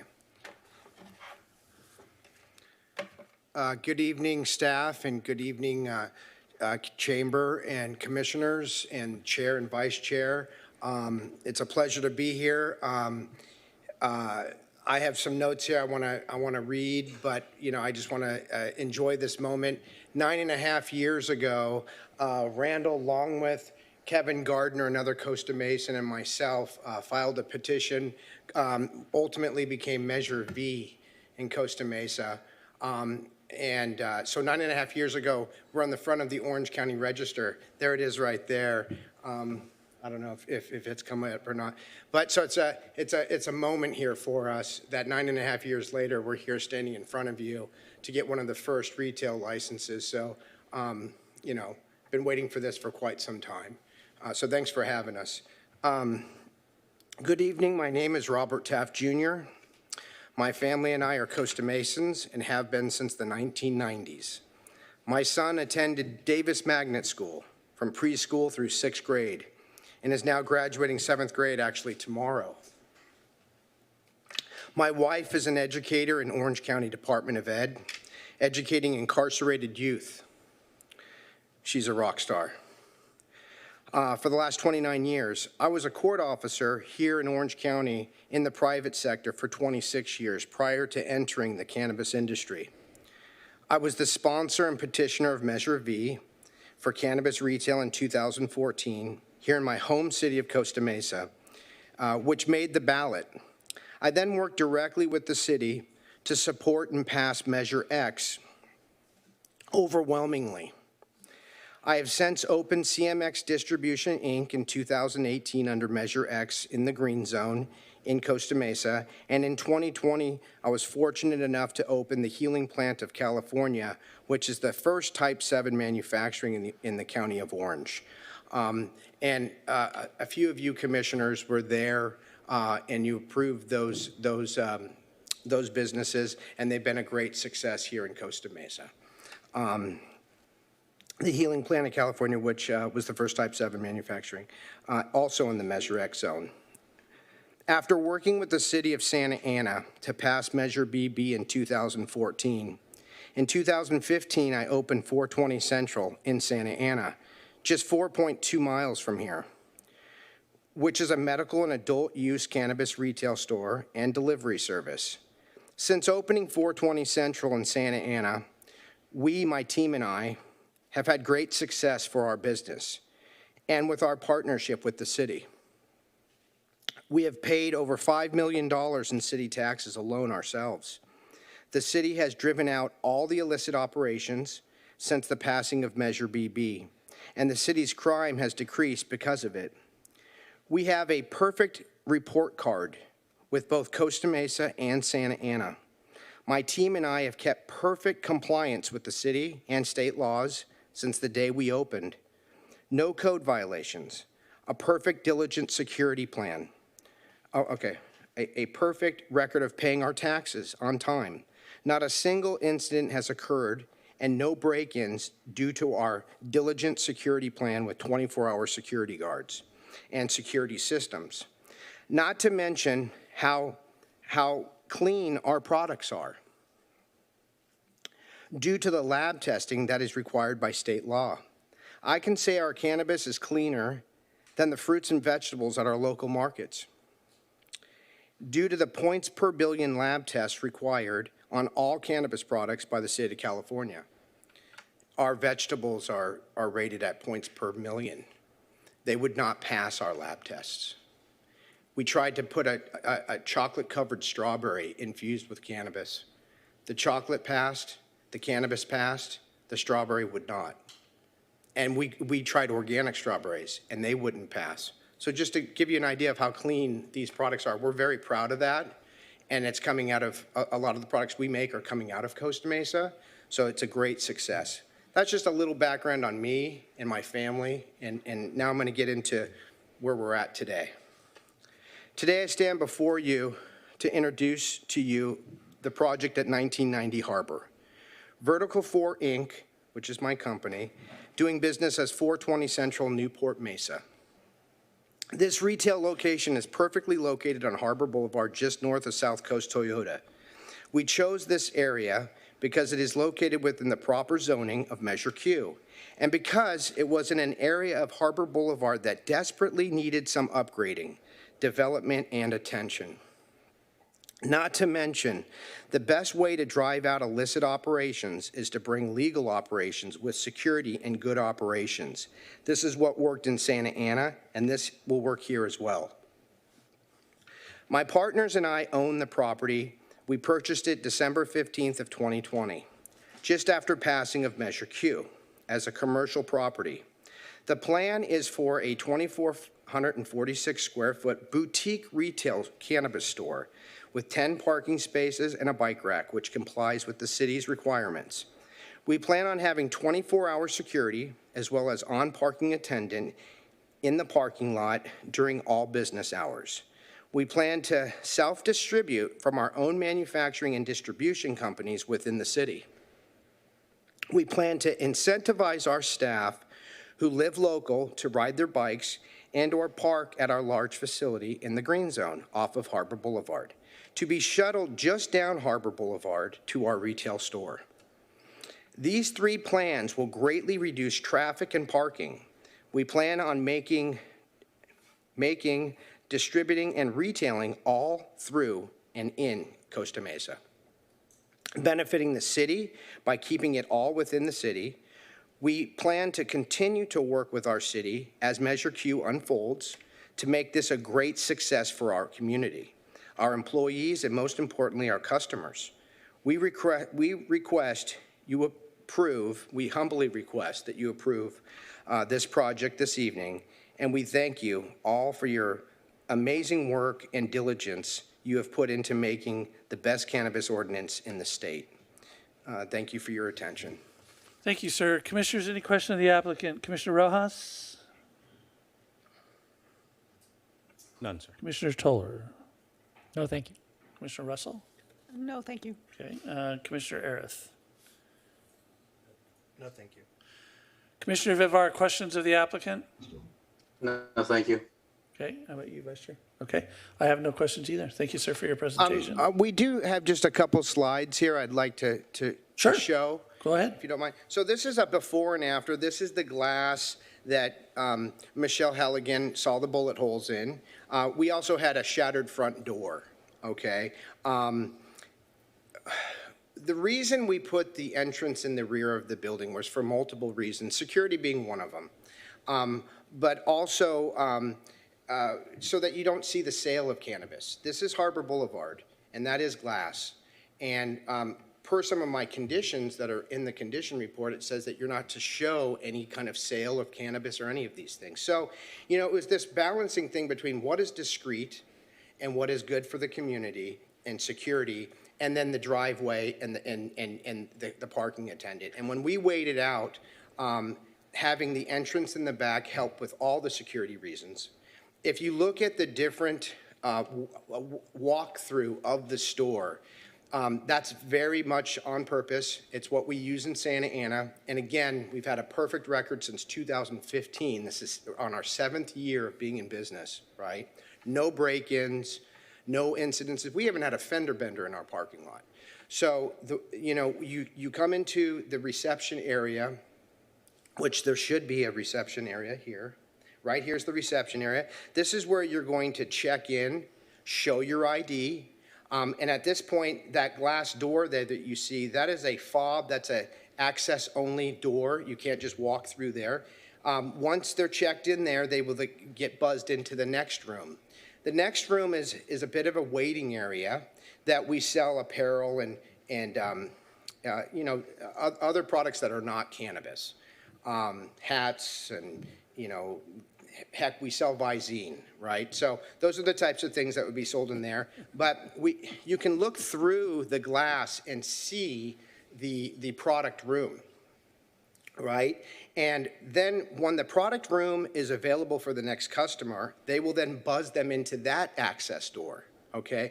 So now, part of our, protocol is that not one bud tender can take in more than 2 people per time. In other words, like if a group of 5 people come to check in, they can only come in 2 per bud tender, so that room isn't overwhelmed with customers, right? And it just helps for the overall security and safety and the workflow. So it's tried and true in Santa Ana, and we stayed current with that here in Costa Mesa. And we've actually made improvements to this store in our planning that we learned from our first store. So that's why we did it this way. We put the 3 windows out front so you can get that light into the store still, that sunset light coming in. But lighting is a big part of our safety and security in Santa Ana. Will continue to be here. I can tell you that the lights will be on. And when you move in security guards and turn on lights, and you have cameras on DVR for 180 days, sensor lights, off-site monitoring as well. Crime goes away, the homeless encampments go away, and it just simply works. And this part of Harbor Boulevard is desperate for it.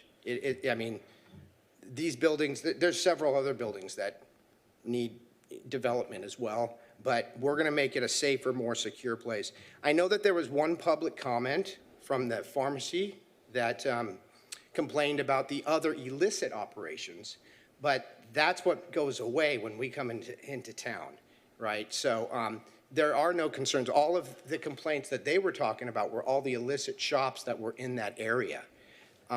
So that happened in Santa Ana. There was 138 illicit shops in Santa Ana. After Measure BB was in full effect, with 20 stores open, there are 0.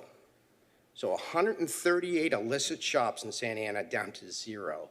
So it works, the process works, and you just need to have good operators in here. And that's all I have. Okay, thank you, sir, very much. We'll open up public comment portion of the public hearing. Anybody in the audience wishing to speak to this item, please come forward.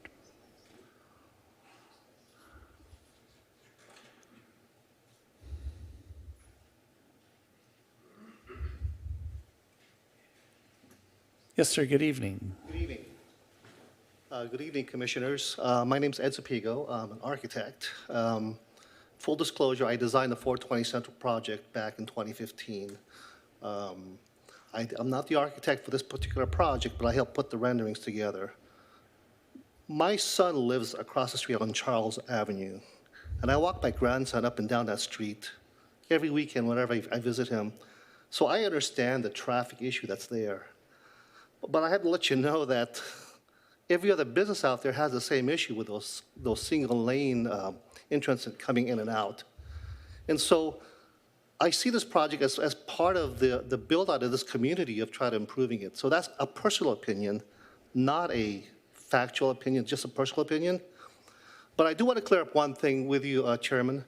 There is a photometric study that's going to be required for these projects, because every project I brought into Costa Mesa required a photometric study.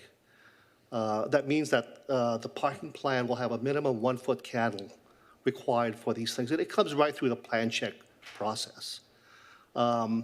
Irvine City Police requires it. Santa Ana Police require, I assume Costa Mesa Police will require the same thing. A minimum 1-foot candle, and that is part of the approval process for the project. So that's automatic, both from a parking standpoint and from an egress standpoint. There's specific egress that's required for this building to get onto the public right-of-way. There has to be a lighted path of travel of a minimum 1-foot candle on the ground. So when you're walking, you've got a minimum 1-foot candle. So I just wanted to clarify that, because that seemed to come around a couple of times between this presentation and a previous presentation. That is a requirement by the building department. Whether you ask for it or not, it's going to be required by the building department. So I just wanted to clarify that. Thank you. Thank you. Anyone else wish to speak to this item? In chambers, seeing none. Seeing none, will, Anna, do we have anybody on phone or Zoom? David Martinez, you may provide your public comment. Thank you. Again, my issue is basically just that the entrance was moved to the back. I want our streets to be accessible to people. I wouldn't want a pedestrian who's walking along Harbor Boulevard, who may want to be a patron, to have to be forced to share a driveway with a car. I don't think it's particularly right that we're forcing people into that scenario. I know of another business along Harbor Boulevard that I just won't go into because their entrance is in the back. And it's just not a pleasant experience trying to share that space, even though their driveway is actually wider than this one. So here it would be worse off. Our active transportation plan has policy 3.1 that requires new developments to provide adequate pedestrian access. This isn't exactly a new development, but still a development all the same. So I would just hope that pedestrians can have easier access into all of our future developments along Harbor Boulevard, especially as we try and make it a great corridor. Thank you. Thank you. Anyone else? No, there's not, Mr. Chairman. Okay, thank you. We'll close public comment. Commissioners, any other questions of staff? Can I ask a question to the lieutenant? Is that Commissioner Vivar? Yes, sir. Yes, sir. Go ahead. So my only question to the lieutenant is, so I know that the one of the reasons why the driveway or the side access was moved to the back as opposed to the front was so that we wouldn't have the people walking from the driveway in the back through the driveway, from the parking in the back through the driveway to the front entrance. So because there's a concern about that,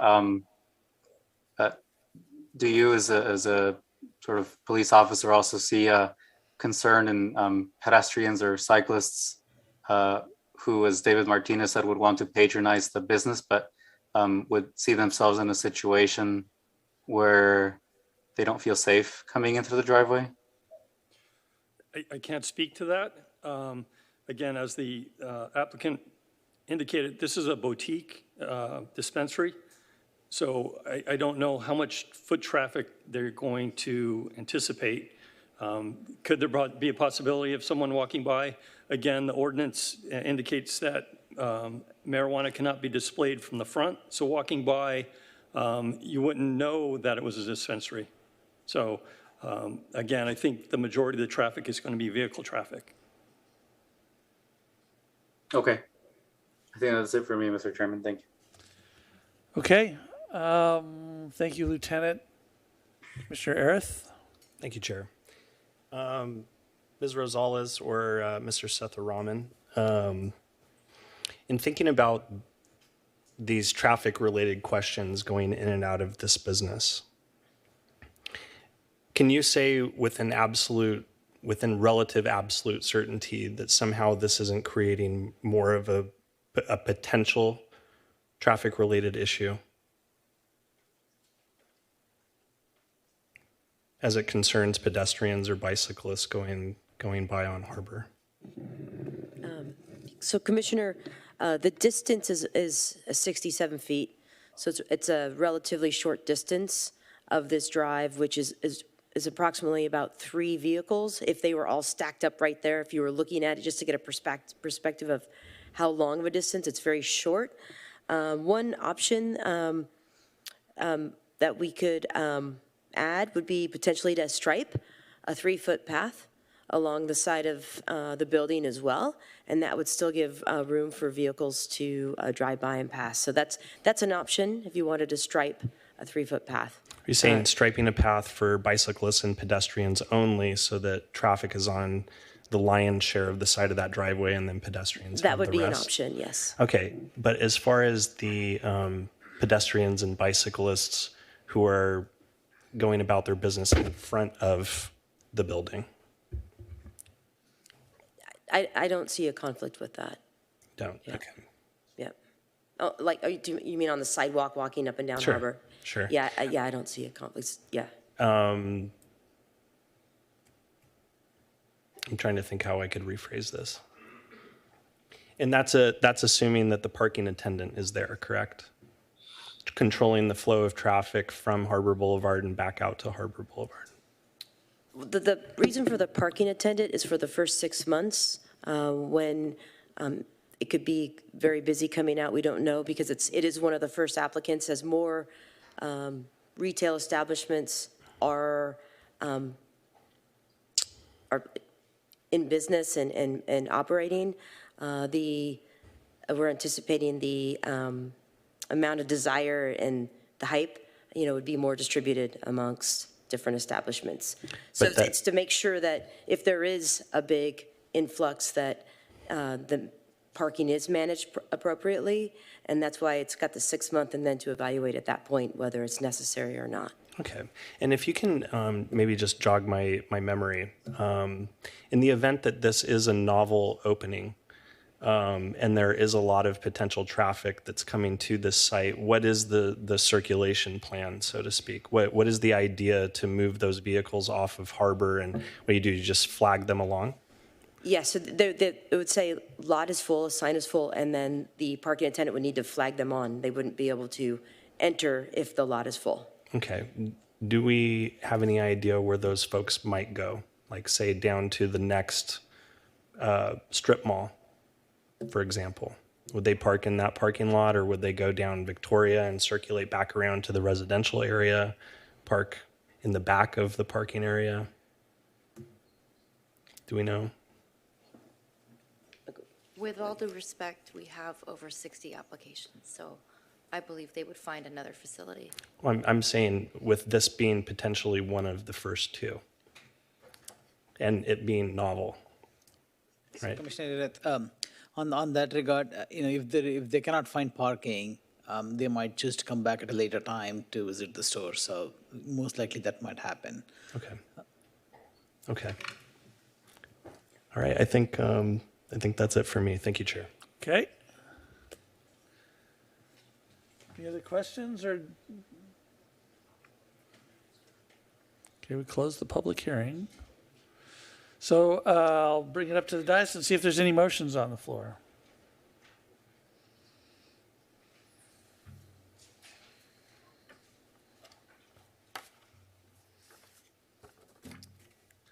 Vice Chair Zick.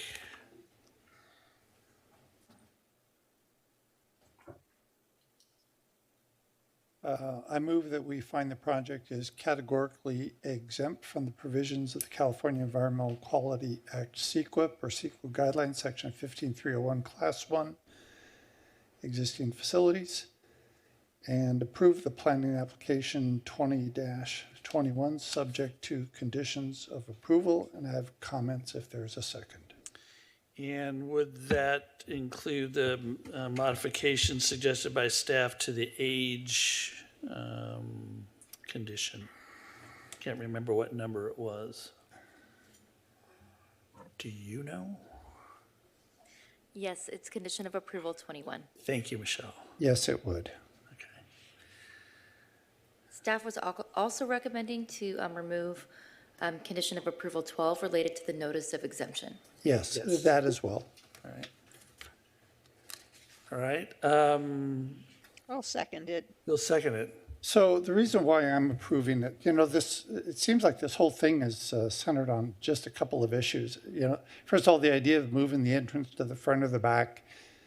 If it's in the front, then people park in the back and they got to walk up the alley to the front. If you put the entrance in the back, then people from the street have to walk down the alley to get to me, it's 6 of one, half a dozen of the other. And I think what they've done makes much more sense. If I was visiting a business, I sure would like to be able to see the entrance from the parking lot, not have the parking lot be some hidden in the back area where maybe that feels unsafe. So I like that aspect of the design. It's an existing non-conforming site. The alleyway is narrow. None of us like it. I'm sure you didn't like it.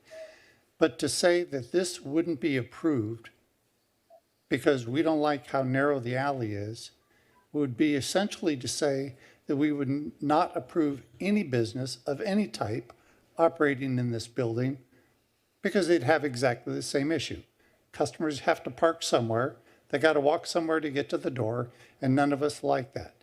I don't think we would ever be in a position where we would say, basically condemn the site, say the only way we'll approve a project is if you tear down the building. So I think that what you've come up with with staff, with a parking attendant and a guy on Harbor Boulevard helping make sure people get in and out safely, I think that's a pretty good solution. It's the best solution I can think of other than tearing down your building. How do we get to this situation? Well, it's not staff's problem. That this was somehow subdivided. Maybe the parking lot behind the whole property used to be part of the parcel and it was subdivided and people didn't think about this. I don't know. But that's not what's in front of us. So that's why I moved to approve this project. Okay. I'm going to ask real quick, since, we have this condition as part of prior to issuance of building permit where we say, plan check submittal shall include new landscaping generally consistent with the conceptual landscape plan, including, I'm at the wrong one. Number 8, construction documents shall include a temporary security lighting exhibit to ensure the construction site will not encourage illegal encampments.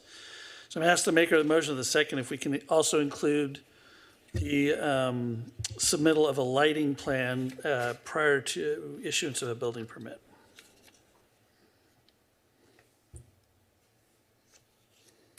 A question for staff. Would that be a normal requirement as part of plan check?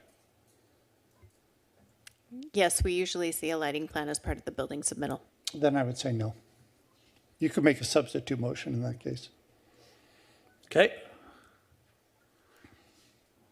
We're going to get it as part of plan check. I'm satisfied with that as an answer. Okay. Very good.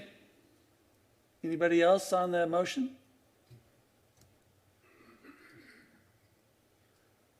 Okay, call for the question. Roll call vote, please.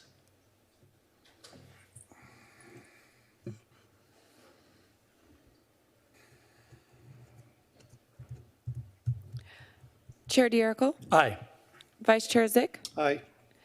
Commissioner Rojas, Aye. Commissioner Toller, Aye. Commissioner Russell, Aye. Commissioner Vivar, Commissioner Vivar. Can you hear me? Yes. That would be a nay, no. Commissioner Arith. No.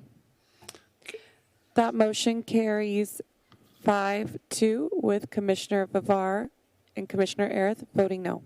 Okay, thank you very much. That decision is final unless appealed to the city council within 7 days. Thank you very much. Okay, so on.